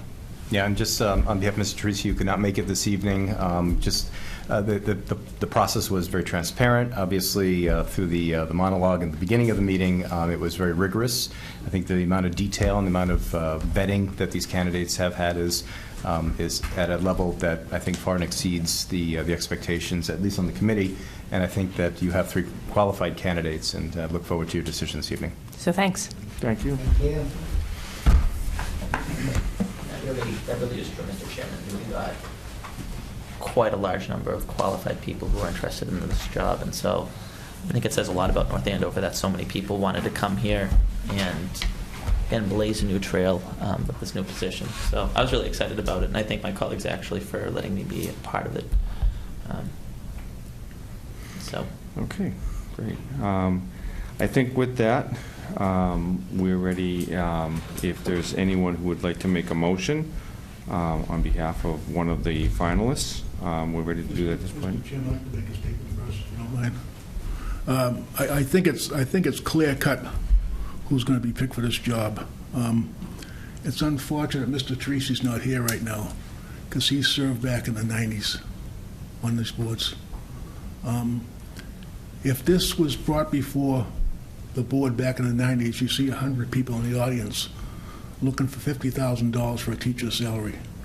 I mean, I know things have changed, and I know this is going to cost us over 10 years $1 million. But that goes against all my grain. And having said that, I have picked a candidate, but I'm going to abstain from the vote because I don't like the idea of what's going on with this. I'm a spendthrift. I watch my dollars. And back in the 90s, you'd been tarred and feathered if you even try to do something like this. It just, Then vote against it, Selectmen. you can't vote against it. Why can't you vote Because you can't against vote against them. I'm not You voting. abstain an awful lot, then vote against it. Just my take. Okay, well, Mrs. Stewart, certainly, you have that right to abstain from the vote if you'd like. And I don't want to vote against these people because they're all qualified people. It's not fair to them. I'm only one person, there's 3 or 4 votes or whatever it is to move forward. I know who it should be, but that's, if you ask me, I'd give you a suggestion, but I just can't. I can't do it. It's in my DNA. It's the way I grew up in poverty. Things are hard, and dollars mean an awful lot to me. okay.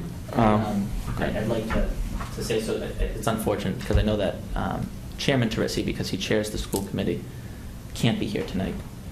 But when this idea was first floated, David was the first school committee member to call me up and said, "This is a great idea. I'm so excited by this." And it's true, he was on the Board of Selectmen in the 90s. And you often, Don, tell battle stories of just how contentious it really was. This wouldn't happen in the 90s because there wouldn't be school committee members in the audience. They wouldn't be talking to us. And it was really, for him, this is a great opportunity for both the town and the schools. I hope that you guys move forward with it because if you recall, it was the Board of Selectmen. We had to make this decision earlier in the winter. Ironically, I know that you had said if David was here tonight, he'd talk about what may have happened in the 90s. I mean, this really was something that, David was the first person to speak to me about and give me that positive feedback and offer the perspective of school committee members, and it turned out it was a universal perspective. So I fully understand the costs. Frankly, I think any of these 3 people would be worth it. I thought that Eitan was always thoughtful and informed. I mean, just so everybody in the audience, at this board, the board table, and everyone at home knows, Eitan, Colleen, Suzanne, they have been nothing if not consistent, and that's really exciting for me to see. Because, like I said, Eitan, he's been thoughtful. He was informed. Colleen, I thought that she hit it home with the remarks that, she's been at a place for 14 years and she wants to learn, and it actually addresses, I think, a big point that was made during tonight's interviews, which was that none of these 3 people currently come from a town environment, but these people better be learning every single day on the job, just like all of us learn every day on the job. I'm sure our town manager, although you are infallible, I'm sure you would argue, or our superintendent. Fortunately, we took a chance on somebody who had never been a superintendent before and brought one in. And so it's, for me, not intimidating. Actually, I'm drawing a blank on which candidate said it. It might have been Suzanne that said, this is something that they will be intimately, whoever is appointed would be intimately involved in town meeting. That is, the preparing for it, the working with our town leaders, whether it's the 5 of us, whether it's Andrew, whether it's Ray, whether it's the superintendent. And so I think, I was excited by every one of the answers they gave tonight. I think that they're really a good crew, and I almost feel bad. There were a lot more questions that they were asked in these interviews, but I do feel like for me, I was like, I just kept asking them, and I appreciate their patience, but naturally this is the process. After speaking with subcommittee members and talking about, how everyone feels about each of the 3, I do think that all of them are exceptionally qualified, and I think all of them have really bright futures. I wanted to make a motion to my board members, though, that based on her professional experience being in a community of comparable size, being in a setting that's comparable to what we're about to put her in as being the sole practitioner here, I would like to make a motion for Suzanne Egan to be appointed as the town council, subject to the chairman and town manager negotiating a salary not to exceed the range provided in the posted job description. I second that nomination. Okay, we have a motion and a second for Suzanne Egan. Do we have any further any discussion? Open up for discussion. No, given this a tremendous amount of thought, I think that my opinion has been pretty clear. In March, when we voted on it, I took an open mind and said that I would consider it, but I have to say, I will not on the candidates. They're great candidates, but I was hoping that our first town council, if the board decided to choose, would have town experience. Unfortunately, I think it's very difficult to get a town council with town experience because most towns are not hiring town council because they're not cost effective. We're now in a position where we can hire outside counsel that is a specialist in their area, whether it be environmental law, labor law, and we've had other different, and I think for me, it's more cost effective. I do agree with Selectman Stewart. I think it's expensive, and it goes against my grain to be spending more for town council than I think we need to, and not quite getting someone with town experience. I do think it's great that we're working with the schools. It's certainly not that. It's certainly not the candidates. I personally met with all 3 of them. They all offer something unique and different with their experience, and I think my impression of them is high. They seem like good people, honest people. Their questions they answered quite honestly, but I'm not voting against them I am remaining steadfast in my vote that I don't think it is in the best interest of the town financially. Okay. I would just say that I agree with your nomination or your motion. I think we as a board have been given the opportunity to interview a great number of the candidates, or some great candidates of the committee and us as the board members.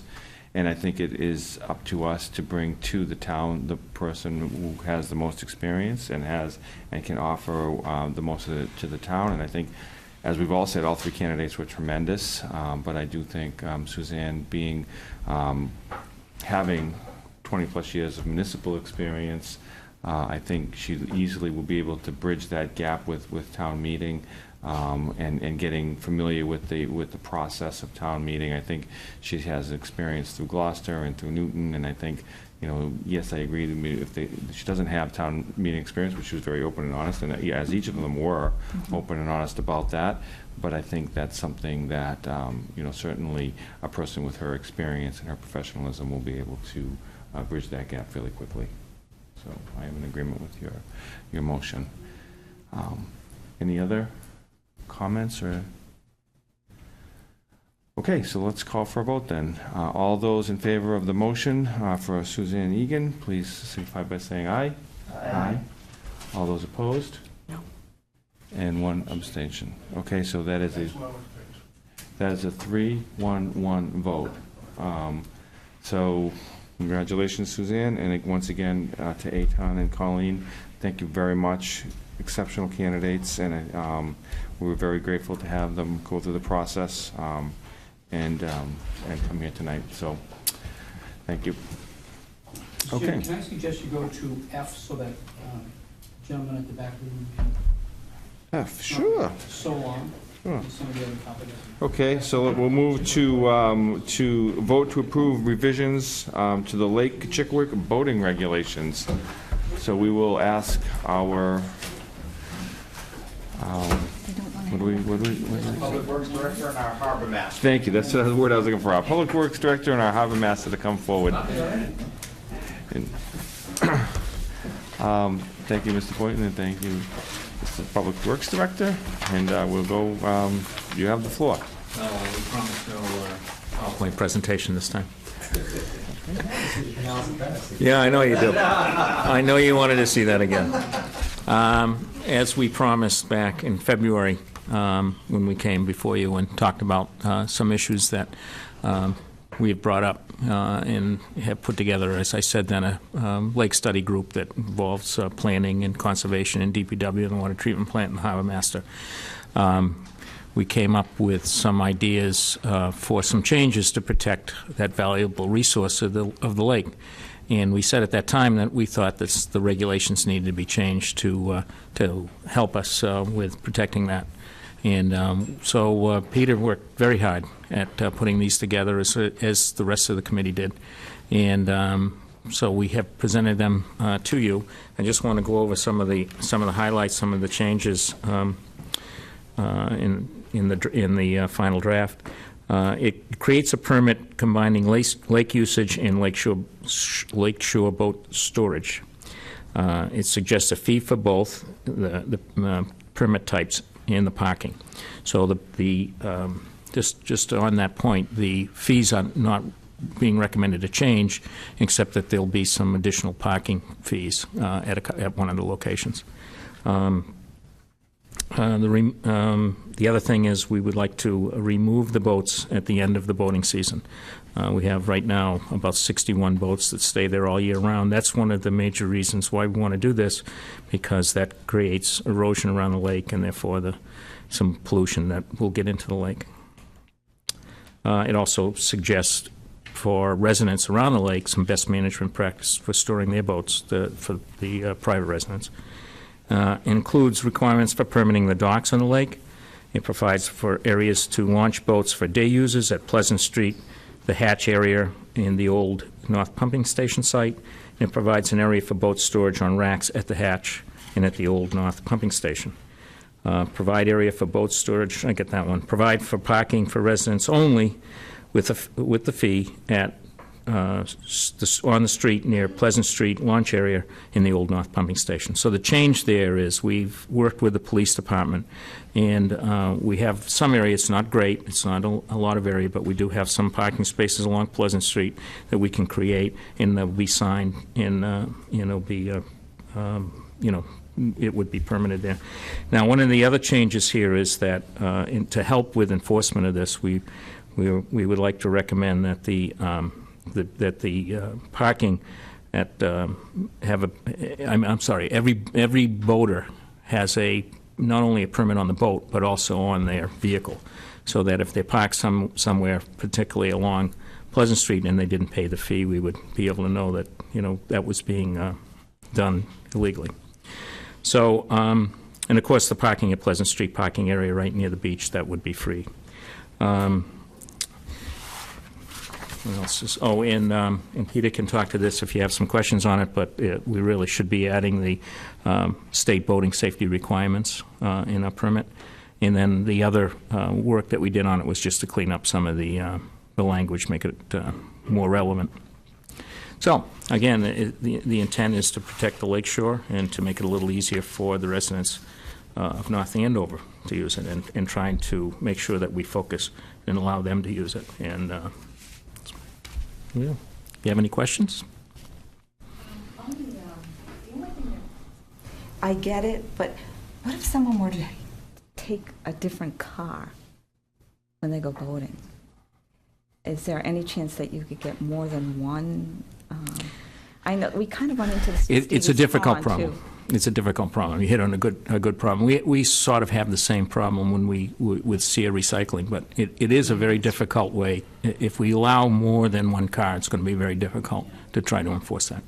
So. What's the benefit of having it on the car? So let's say somebody drives by and you see a car there that is launched a boat, maybe it's got a trailer on it or something like that, and it doesn't have a sticker. What's the enforcement?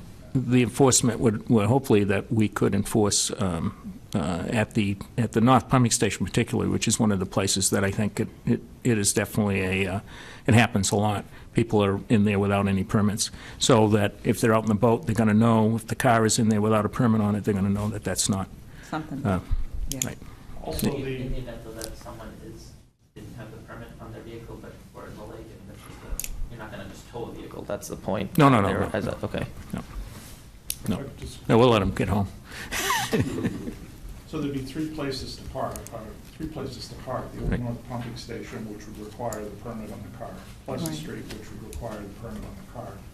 And the existing parking lot next to Stevie's Pond, which does not require a permit on the car. Oh, yeah, because they could be climbing. No, we're not. So there is an opportunity if someone doesn't have the permit. I think good one of the big motivations behind the permit is the existing lake regulations provide for use of the lake by town residents. And I go by the Pleasant Street area usually twice a day. And it's not that uncommon to see vehicles there with out-of-state plates. So, and a lot of times vehicles with in-state plates, there's no way to tell whether or not they have a permit to boat on the lake.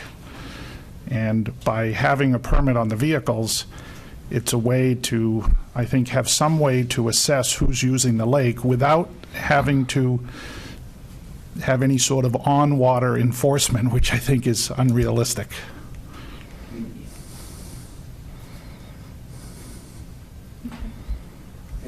again, so we talked a little about the storage area, which seems a little complicated to me, but what's the process for allowing a boat to be on that storage rack? Is there like a lottery or something? Or so say we have 10 storage racks and we've got 20 people that want to store their boats there.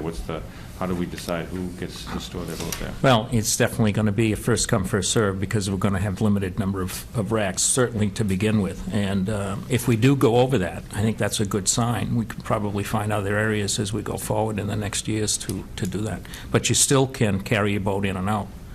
So still be able to get a permit. It's just that you won't be able to store it there. Mm-hmm. Yeah, I have questions with that too, insofar as, so what if Someone goes out in their canoe, they're using the rack, they go out in the canoe, someone comes in, they put their canoe on there.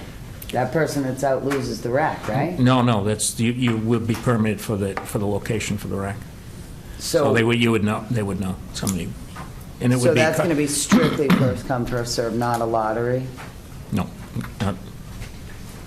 Would it make sense to first allow boats that are just not that easy to transport? I mean, you could have an aluminum rowboat that's really hard to get in and out. Well, you hit, again, Rosemary, you hit a good point on this. That's why we have the two locations. We're probably going to direct the ones that are the heavier, the harder boats. And that will have more room, too, is over at the North Pumping Station. Yeah. And more of the kayaks and the canoes, the lighter ones over at the hatch. Less damaging to the soil, too, because those are the ones that have got to probably cause the most problems. So we thought a little bit about that. Okay, that makes sense. And then the other thing that can happen, too, if it does, you could go to the hatch, too, where you could put it in at the, you could put a, How do you, I read that, so the hatch, so you're walking along the path between Stevie's Pond and the other. So the way you would put your boat onto the rack is you'd actually launch the boat at the Pleasant That's what I was Street, getting to. where you would now, row it across to where the storage racks are by the hatch, and there's a very good area there to pull the boat up from there. But you wouldn't have to carry the boat from Stevie's Pond. I mean, I'm familiar with it. I think that's a haul. No, you wouldn't have to do that. You'd put it in at Pleasant Street and then just row it over. Right. Exactly.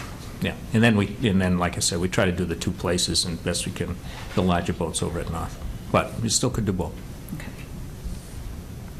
This is great. I mean, I think, Donna, you were involved in when we first drafted these. So this is, I think you made some good changes that made sense and comprehensive. I love the storage area for the boat. I think that is, and I think none of us really knew, maybe I should just speak for myself, that the boats were actually, hurting the environment being stored. You just didn't think, well, but it makes sense that it will cause erosion, and erosion is not good for a water body. And we looked at that 2002 Access Study Committee report. I mean, it was very, very thorough. I've got a copy of it here, and I think to help inform us as to what people had looked at before. And I think what we've drawn up here is consistent with the spirit of this. It's great. And takes I was pleased. I really took a lot of time going through this, and I thought, it makes sense. We spent a lot of time on it. Yeah, it shows. Yeah, thank you very much for all you've been putting into this. Okay. Can I just make one other comment? I think I've said it before. The fact that the town of North Andover, that we're unique in that we allow this, allows for families to use one of our greatest resources. It allows for quiet time with a father and a child, whether out fishing or rowing or whatever. And if we didn't have this, we'd all be taking trips up to New Hampshire or someplace, or state park somewhere. I mean, and what it just teaches people about so many different things. Again, quiet time with people, love of nature, being stewards of our lake, as I know you do, that just you pull something up that's floating around that shouldn't be there. It's more than that. That it's, I'm really proud of our town that we have adopted this, and it seems to be good. People, I tell people who are considering North Andover or whatever, and they're amazed at how friendly we are to the residents and the uses of our beautiful resources. So it's a great resource. Isn't it? It is a great resource. Okay, do we have a motion? Move that the Board of Selectmen approve revisions to the Lake Chiclet voting regulations as presented. I'll second that. Any further discussion? All those in favor? Aye. Thank you. Thank you very much. All the work you put into that. Eagle projects, we need to have a design for those racks, so we're going to get some Eagle project money. And it's a process too. We won't have all the racks this year. If it gets popular, we'll put more in. So I think it's a good process. Really good. But Peter, really, thank you for all the effort you put in. You've done phenomenal job on the lake. Well, it's great to be back. I used to paddle around with my dad. So And I did with your exactly sister. what you're saying. Yeah. And anybody, if they want to go for a ride, right? Oh, I'll take you out to take a look at it. By the way, my sister just finished the Appalachian Trail last week. Dorothy. Did she? 6 Yeah. months? I just saw the video on the Appalachian Trail. It's like a 6-month trek. She was out there the whole time. Oh, yeah, the whole thing. Please give her my best. Wow, that is huge.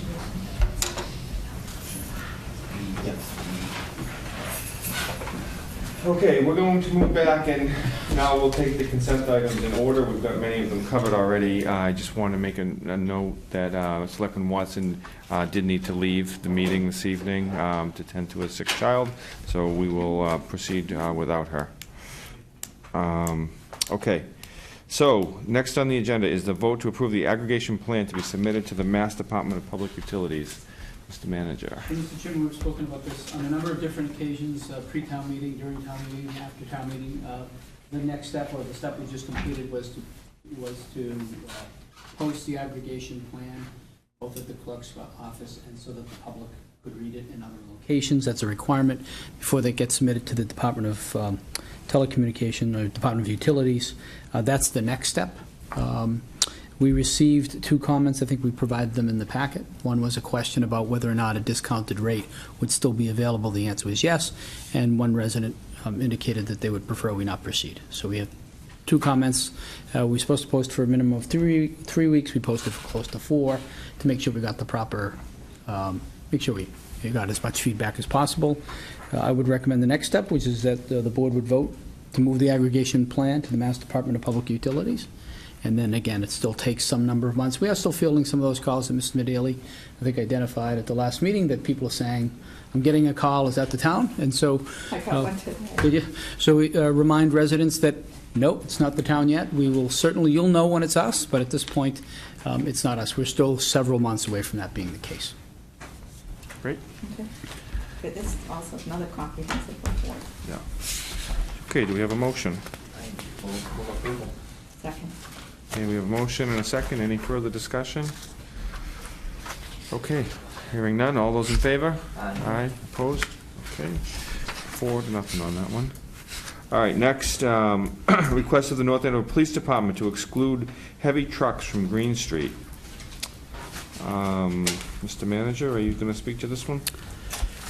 I certainly can refer to the package material. We got a request from Traffic Safety Officer based on some observations that were made at the end of Green Street or through Green Street as a function of the pedestrian improvements that are happening there. For those in the community that are not aware, we had a $1.6 million grant that funded a significant amount of pedestrian improvements under the Safe Routes to School. It's coming out wonderful, by the way. It's starting to show, yeah, the initial construction, you sort of lose sight and you're ripping up lawns and doing those kind of things. But in the end, you're going to see sidewalks, and with Selectman Stewart's recommendation, granted curbing, I remember you made that recommendation early on, narrowing the roadway to make it safer, especially for students attending school, some alteration of the Mass Ave Green Street connection so that it's safer, quite frankly slows down traffic. And as a result of that, Officer Wilson, with support of the chief, of the police chief, has recommended or made the suggestion that we post heavy truck exclusion signs on Green Street. What does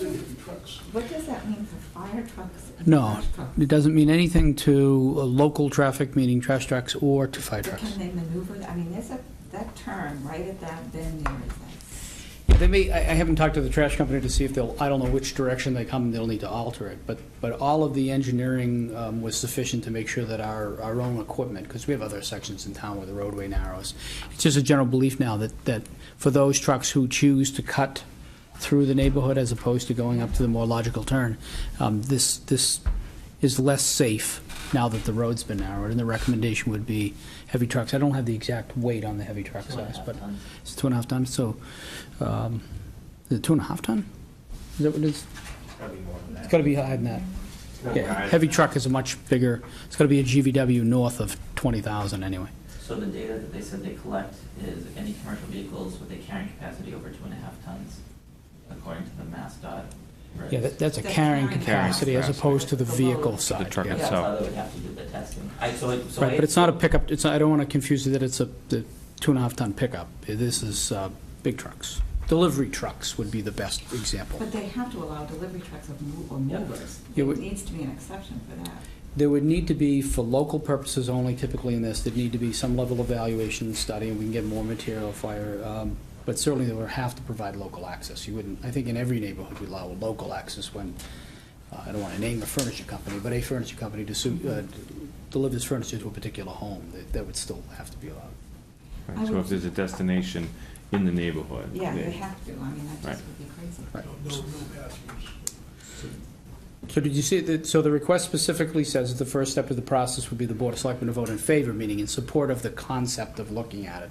Then TEC is the engineering company, and TEC would go back and look at that to see what the permit would be required in the specific permit. And would they come, because we have to identify an appropriate alternative route, and I would just hate to see, because we have to know why the trucks are on that road in the first place, I'd hate to see heavy trucks now decide we're gonna go up Mifflin instead, where parts don't have sidewalks necessarily, though it's wider. Well, so two different things.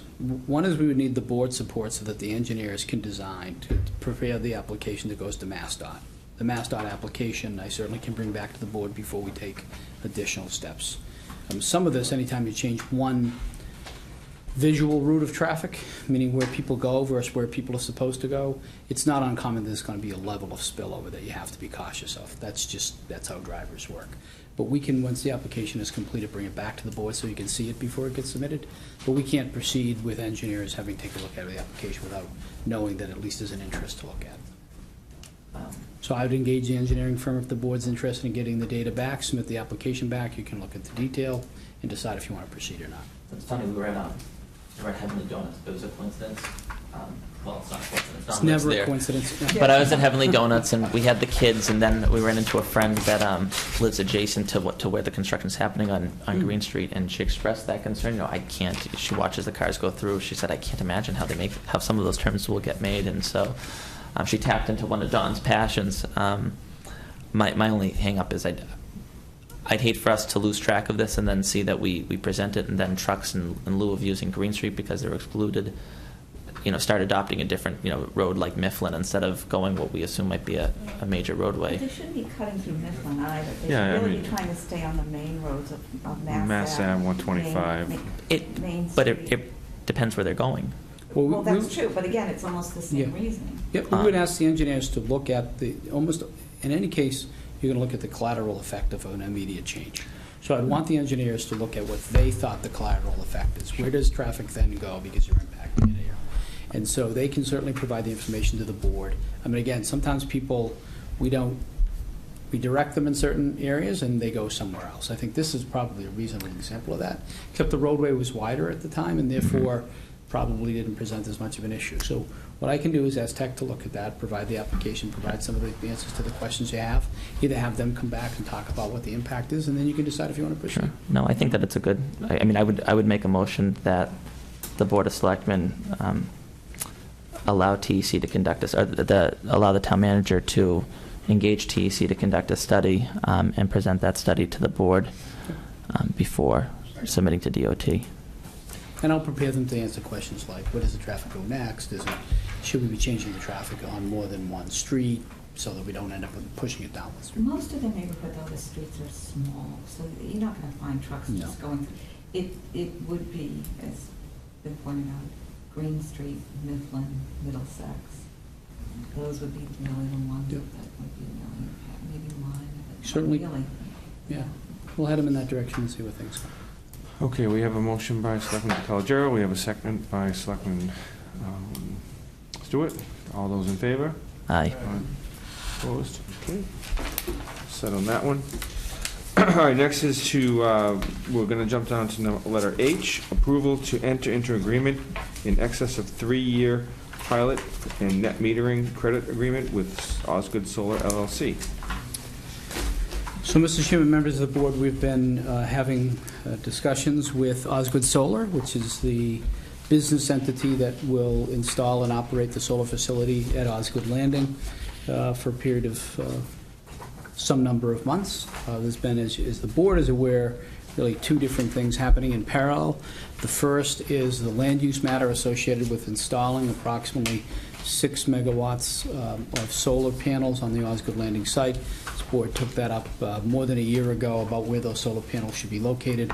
That's made its way through, with one bump in the road, through litigation and back out again, made its way through the planning board, where the planning board has approved the solar project. Much of the relief that the board sought was in the ultimate plan. In other words, there's no solar panels on what I refer to as the left side when I'm looking at the building from Osgood, but I'm sure there's an east, south, north, west reference there that's more accurate. So the solar project is moving forward. At the most recent planning board, there was a need to move the New England Truck Traffic Training School. It's 3 Ts, NETS. You don't want them on me. No, must have been trained first. So moving them, that's a state certified course, state police are involved in that, moving them to a different part of the lot to free up the ability to put solar panel on, primarily on the back side of the facility. On a parallel track, we've been negotiating what in essence is the business deal to that transaction. So the solar is a commodity, and that solar will get sold back to the grid as it relates to this. They'll produce, on average, 7,100,000 kilowatt hours of electricity. It's a lot of electricity. By comparison, the town uses between 8.5 million and a little over 9 million a year in terms of the all-in consumption of all town departments, streetlights, school buildings, water treatment plant. And so on the business side of the transaction, now that the solar is definitely going in fact, 1/3 of the solar development has already been installed. That's the one that's gone on the roof, and the rest will be in by the end of the year. On the business side, there's primarily 3 components to the business side. This is a building project, so there were building permits, and those have been pulled in the normal and traditional way. Business entities like this want to pre-negotiate the tax impact, and therefore they want to negotiate a payment in lieu of taxes agreement. They want certainty through 20 years of what the tax is going to look like. There can be uncertainty in the nature of this development, so pilots are the most common route to do that. There's been rare occasions there haven't been pilots, but throughout the Commonwealth, dozens upon dozens, but pilot agreements. And then finally, what to do with the power. And in this case, they are selling their power back to the grid. So in order to monetize or get value back, what they get back from the grid is credits. They don't get dollars, they get credits. They get credits associated with having produced this alternative source of energy. They then need to sell those credits to someone who can use them. So that needs to be a consumer. And in this case, when you're dealing with 7.1 million kilowatts or 6 megawatts of power, that's a lot of electricity. So it takes someone like a municipality, because we use that much electricity. And so we were the logical partner. We were the host community on the original agreement. We obviously would benefit from the pilot regardless, because we're the taxable entity, and obviously we get the benefit of the building permits. What I'm recommending tonight through the conclusion of discussions with Osgood Solar is twofold. One is that we enter into a pilot agreement that's been negotiated. It would be a fair period of 20 years. It's the most common year length. And at the end of 20 years, if development's operational, then we'll talk about that. That pilot agreement came in at $14,833 per megawatt. That's how these agreements like to look at things. In essence, what it means is over $1.7 million in direct revenue over the next 20 years. Payments to the town. Not uncertain. Town will receive $85,000 a year, a little north of that, each year for the next 20 years. We make the payments level rather than get into confusion about whether the asset declines or tax rates go up. We go through this fairly substantial mathematical exercise and say, okay, it's easy to understand these things as a flat amount every year. And that's how most agreements are negotiated. This is no different. We've compared this value of this pilot to 20 other communities, and we're in the top third, top 25. We're faring well. As it relates to building permits, we'll receive between $120,000 and $130,000 one time for the building permits. On the net metering credit deal, we're agreeing to buy 100%, to be the 100% off-taker of these credits. So in essence, on an average year, we're going to buy $7,100,000 kilowatts of electricity from the solar, from Osgood Solar. Again, we consume about 8.5 to 9 million, or a little north of that. And we'll see some expansion to that. We're talking about, that we haven't taken into account an expanded town hall, or we haven't yet accounted for the expanded fire station as an example. We in turn will pay them 85 cents on the dollar. So if we spend, which we do, approximately $1,450,000 in electricity, that's the actual dollars in electricity, that's after saving 13 to 15% through the ESCO agreement. Or actually, that's what we pay today. Then what's going to happen is for every credit we buy that has a dollar value, we're going to pay 85 cents. So we're going to save 15 cents on every kilowatt of every credit we buy. Using the math of 7,100,000 kilowatts and putting that into the calculator, it means that on average we're going to save between $175,000 and $180,000 per year in electricity. Great. The more electricity on a perfect year where there's sun every day, which doesn't happen, then the production of the solar plant is greater. will generate more credits from that. In the years where it's cloudier, or regularly cloudy, or long winters and those kind of things, the plant itself will generate less, and we will generate less credits. But again, they're credits. And a lot of these agreements, really one of the risks, there are really two major risks. One is that there's a floor. If the price of solar comes down, then the community risks, once it gets to a particular floor, that we have to pay the difference. We were remarkably risk adverse as it relates to this deal. I don't want to take any, this is all positive stuff. There's no reason to put in play a risk as associated with this. There is no floor in this agreement. If the price of solar goes down, then they continue to, then we get the value, that value, always saving 15%, always saving 15 cents on the dollar. And so we will not risk. If the price of solar changes one way or another, we're not going to risk. At a price floor, we're never participating financially. We're simply getting the benefit of 15 cents for every dollar of every credit that's produced. Price of solar goes down, the value of those credits go down. So we save less, but we always save 15 cents on every dollar. Well, because the original agreement with Wheel Operator was that trash wasn't going to cost us anything. It's always a tough one. Because of the fluctuation in the... Right. The belief was recycling was going to continue to grow as it goes up. It was going to just be great. So when you said that to me, I was like, oh, please. So as a commodity, anytime you're dealing with a commodity, one of the real risks is, so we could have got a little better return, although I would say to this, in comparing to the 20 other communities who have a very favorable deal, I would argue the most favorable I've seen given no floor.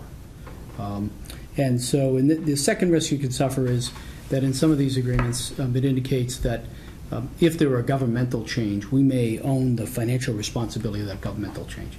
So if something changes in the industry, the government imposes a fee. The agreements we'll sign indicate that any costs associated with any governmental change will be borne by the developer, not by the town. So in total, over 20 years, between the pilot agreement and the building permits and the net metering credit sales agreement, we're estimating a savings based on the average production of solar of $5,300,000. I'm seeking from the board approval to go to 25 years on the net metering credit deal. I think it's a good deal. I think 25 years allowed us to get a better deal, quite frankly. And there's no, again, by eliminating that risk, whether it's 20 or 25 doesn't make any difference. We then have the authority to do successor 5-year deals if the plant was still operating. Most of the time, the amount of solar produced by these plants goes down by 0.5% per year. So 20 years out, it's going to be producing, to do the math right, 10% less than it is today. And again, that would just mean we generate less credits, less savings. But on average, the assumption is we're going to save somewhere in the 170 to 180 range. It could be as high as $250,000. So over a 25-year period, the town would end up either generating a revenue or saving electricity north of $6 million. Because we've had so much talk about town council, do we have an attorney who specializes in this working with us on a Yes. contract? Rich Holland from Copeland and Page has done most of these agreements statewide. I would argue he's the preeminent municipal type as opposed to the private sector type. He's done north of a dozen of these. He is, in fact, it is his agreement that the agreements are based on, and he has been very available on weekends at times, depending on how this conversation goes. But he's driving the sort of written word on this. Okay. So if I managed the business deal, he managed the written word. He also was very good at providing advice in terms of what was happening in the industry. Okay. Any other comments, questions, discussion? Do we have a motion? I can't make it. I can't read it. It went quiet all of a sudden. Second. Okay, so we have a motion for approval and a second. All those in favor? Aye. I'm a little nervous because of some of our, long before any of us were on, so please make sure he does a good job on that contract. Okay. John wasn't around in 1986. My understanding is... He was on the baseball They're now. two different votes. Nope. I was not. Can we just, for the record, clarify that that was for both agreements, right? Because there was two different motions provided. So as long as, do you want to do them two, or we just... That was for the net metering and... The pilot. It was for both? Okay. Okay, do we want to go back and clarify that and make it for both? Is There are So two. moved on both agreements. The pilot. Pending a thorough review by our council. I'll throw that in there too. Second. Okay, so this is a amendment council to signature that. will be at the bottom. All right, so all those in favor? Aye. Okay, covered both. Thank you for picking up on that. Okay, next, Ray, we have a request to mark 4 parking spaces in front of Town Hall as short-term parking for Town Hall business only. As we previously announced, the renovated and expanded Town Hall will open for business on Monday, October 24th. As part of the project, there previously was 1 parking space in front of Town Hall. As part of the project, we've created 3 new parking spaces, in essence where the ramp was for the fire trucks. This does not affect the parking space that is in the passageway coming out of the parking lot to Main Street, nor the parking spaces in front of the barber shop or any of those businesses. It's just the 3 new spaces plus the 1 existing space. There's two spaces. No. Well, one's a handicap, so that's There's not one gonna on be touched. the bump, So you're not one space counting- bump we up. don't No, I'm not We counting the go back like handicap. that. The handicap would be a 5th space, but I'm not, the recommendation does not affect the handicap parking space. It is just the one exists. So as you're coming out of Town Hall, it would be the one to the immediate left of the crosswalk, and then the 3 new that are being created in front of what was the fire truck ramp. As you're coming out of Town Hall, as it used to be. Yeah. Yeah, whatever. Exactly, yeah. And the recommendation is being made because, you know, there are a lot of unknowns, including the fact that community development is now in the building, so we think that creating these 4 parking spaces with a short-term parking for town hall business will allow that kind of turnover and allow people to come in, do their quick business, and then leave. So we'll just 15 minutes, a half hour, If you're looking for my recommendation, I would say 20 minutes. about 22. I would make it something that most people understand, so I would recommend 20 minutes. So is one handicap spot enough, now that we're bringing all of the business back to Town Hall, is 1 handicap enough, given the amount of foot traffic that we could have there? No, the redesign of the back parking lot will create additional handicap parking spaces as well as other parking spaces. The handicap parking spaces in the back, when we get to that stage, will not be where they are now because those have been grandfathered in because of the slope of the terrain, but they will be in the center spaces. But how will people know coming Well, down to Town Hall? Just a separate issue. The parking spot in front, although it's next to a ramp, is not the handicap access to Town Hall. Those parking spots are in the rear of the building already, have always been in the rear. Right. Because that's where the elevator access is. Yeah. So it's not, the 1 parking spot in front, although close to the ramp could get you in there. Correct. The handicap parking for, and how many spots are there? 8 now? I think there are 8, yes. There are 8 spots behind what I would call the rear entrance to Town Hall, because that gets you into the elevator access. And for the last 12 years, that's Okay. always been the official entrance to Town Okay. Hall because of the handicapped accessibility there. Yeah, We actually had to get permission in 2004 to use the Main Street entrance. Gotcha. Okay. Well, Ray, I think your recommendation, seriously, and obviously this is something that we can revisit, we're not. Yep. This is not Mm-hmm. anything wild, so I'd move that the Board of Selectmen designate the 4 spaces in front of Town Hall on Main Street as 20-minute parking for town business, town hall business only. Tony, don't encourage him. 2022 would be classic. It'd be, Andover doesn't have that. Yeah. How about 12? 120? How about one? I was thinking the same Because thing. in. 20 would be sufficient, yes. Well, you know what, I think it's simple. Once the building is open, you kind of have someone go in, see Right. how long it takes on a good or a And this was from bad day. discussing stuff with the community development people, and so, you know, the normal stuff is under 20 minutes. Obviously, some people are there for a much longer time, and we would hope that they would find different kind of parking space. Actually, if you measured it now from parking on Osgood Street and a long walk in, and then the long walk out, that should be sufficient. So you're gonna go John walk will be there tomorrow. Yeah, Don, we want you to try that out. tonight. Okay, so we have a motion. Did we get a second for 20 minutes? All right, so we have a motion for 20 minutes. Are we all good with 20 minutes at this point?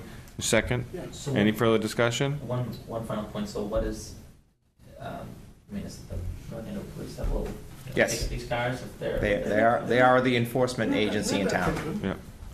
People park where there's no parking now, they don't get tickets. Okay, so all those in favor? Aye. Opposed? Someone's in the office today who would disagree. Really? We just weren't visiting at the time. There's people in the office almost every day. Okay, so let's move to our next appointments, and I guess we'll need some explanation on these. So we're going to be appointing special counsel through June 30th, 2017, of Herbalist and Fieldsteel, Kopelman and Page, and Collins, LeGrockin, and Peliquin, and Stacy Leibowitz to the Commission on Disability Issues. That's it. Just so you understand why we're doing that, so Yeah. it was in the narrative, okay. Yeah, it was in the narrative, so, okay, so Herbalist and Fieldsteel, you were saying for land use or something like that? Well, it wasn't, Or another the time? board had decided to move forward with an RFP. Okay. We haven't done that yet, so that was at a meeting, I don't have the date of the meeting. The board had decided that after deciding to proceed with in-house counsel, to issue an RFP, and instructed us to issue an RFP for town council for other services, for any number of, whatever, services. Specialized counsel, for lack of a better term. So we have not done Support. that. In context, given where we are in terms of the fiscal year, this taking a bit, and the fact we've just appointed an in-house counsel tonight, it seems more logical to appoint these folks who we have, get through the end of the fiscal year, and make a recommendation back to you that we issue the RFP, as you suggested we do. But we don't do that for a bit. Let's sort of settle it a little bit, find out where the legal service uses are. Right. And so continue these people through June 30th. Because up to this point, they don't even continued through, I think, September 30th. So this continues them through the end of the fiscal year. We need specialized counsel. We have 3 folks that provide various specialized counsel. Let the in-house counsel settle in, figure out what the needs are, and then go back on the RFP as the board has done. The alternative is, we need you to extend it anyway, because it's already September 30th, and their work ends on September 30th. So one way or another, you need to extend them to some extent. My recommendation is you can do that and add another 2 or 3 months. We'll issue the RFP, and you can do this sort of mid-year. It just seems sort of logical that we time it around the end of the fiscal year. But I'll do whatever you want, I don't really care. Can we add this to our meeting for tomorrow night, just to sort of discuss how, going forward, like who, say for example, you've got conservation that wants to hire someone that they feel comfortable with. How are we going to work through all of that? Who decides? When does it get decided? This board always decides. Individual boards do not select their own counsel. The board has to agree that that's... Well, this is what, if we could maybe talk about all of that, so we can kind of have a clearer understanding of... Well, what would you like to do about these? So we need to at least extend these, because as the manager pointed out with... That's fine. Okay, so I misstated too. Stacy Leibowitz was actually being appointed to commission. Well, let's talk about her separately. She just became an attorney. Yeah, let's talk about her separately. Let's talk about her separately. So this is just for appointment. Do we need to take these? We'll take these one at a time. So the first would be for Herbalist and Fieldsteel for special counsel through June 30th. Do I have a motion? So moved. Second. All those in favor? Aye. The next one will be for Kopelman and Page, for special counsel through June 30th. Do I have a motion? So moved. Second. All those in favor? Aye. And then finally, Collins, Lochran, Peliquin as special counsel through June 30th, 2017. Moved. All those in favor? Aye. Okay. Does it matter that Copeland and Page is now KP Law? Yeah, which one? That's actually the correct one. It's the same one. Yeah, I was gonna say, which- KP, right, it should be correctly KP law. That's correct. Should we make a motion then? So that way we're not paying this former. Okay, so Thanks, you're right. it's KP Law, AKA Kopelman and Page. AKA Kopelman and Page. Okay, and then finally, an appointment of Stacy Leibowitz to the Commission on Disability Issues. Oh, she's terrific. Yeah, she's terrific, full of energy, great knowledge. You know, Great. And this is the committee that's looking for They that type of need a energy. booster. We talked to her specifically about that. Yeah. Yeah, that's She's- a good point, actually. So if anybody's out there and interested in joining, I think that Rosemary and I both agree that Stacy was really a talented woman, and this is a committee that's lacking a chairman at the moment. So they're in transition. Yeah, transition. She has great experience with people with all different degrees of disabilities, and she's great. Okay, so we had a motion from Selectman Stewart. Do we have a second? Okay, and as we've always said, we'd like to thank all our volunteers. Do a tremendous job and keep this town moving smoothly. Anyone who is interested in volunteering on a board, we have a website on the Town of North Andover website. There's a board, what do we call it, center, a volunteer center you can go to, and you can see the openings that are out there, and please, if you're interested, submit for those. We always need those volunteers to keep the town running smoothly. Back to Stacy Leibowitz. All those in favor? Aye. Okay, great. Motion to go on the licensing, Mr. Chairman? Okay, we have a motion and a second. All those in favor? Aye. Okay. And now on licensing? So we have a light agenda this evening for licensing. It's Paul Gallant of Merrimack College requests a one-day all-alcohol license for a groundbreaking ceremony on Friday, September 30th. So that's this Friday, from 4 to 9 p.m. at the Sanctuary Lounge. This Friday, they're also having the North Campus Academic Pavilion groundbreaking. So, You say Bud Light? Bud Light. You said light zero, Bud Light? No, never mind. I missed it. Sorry, Don. I think we all have to recuse ourselves because we've all been invited. Yes, as we've all seen from that. But is there anybody in the audience to speak to this issue? I'm seeing none. Do I hear a motion to approve? So moved. Second.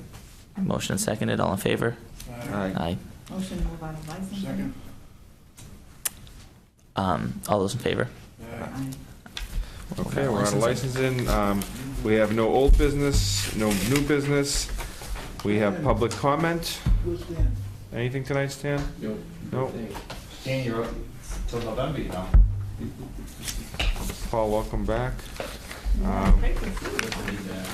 Okay, town manager report. Ask the manager. Any burning questions came in? No. No burning questions. Job vacancy log, anything?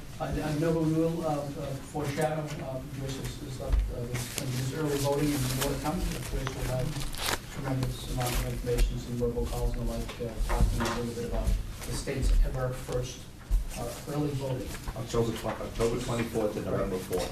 There'll be more to come. It's not absentee voting, it's very different. Okay. So, Joyce is on that, and we'll probably come next week, talking more detail. Okay. And then job posting vacancy. We have any jobs open in the town of North Andover are posted on the North Andover Town website. So please take a look if you're interested in working for the town. Next meeting, we have a strategic planning meeting tomorrow night, September 27th at 5 o'clock in the conference room at the Senior Center. So that would be our next posted meeting. And then our next actual Board of Selectmen meeting would be Tuesday, October 11th. Please note it's Tuesday, October 11th. To October 10th is Columbus Day. That's Brook School. No, that's October 12th. Lunch is October 12th. Okay, sorry. What's Next day. So currently, we are scheduled for Tuesday, October 11th, Oh, it is the 2016. Town meeting is It is the May 11th. 16th, 2007. Oh my God, It is we the have it already. Started June, sorry. Okay, May 16th, 2017. We already got that. 2007. Town meeting. Okay, so with that, I think we've gotten through all our business. Do I have a motion? Motion to adjourn. Do I have a second? Second. All those in favor? Aye. Okay, thank you.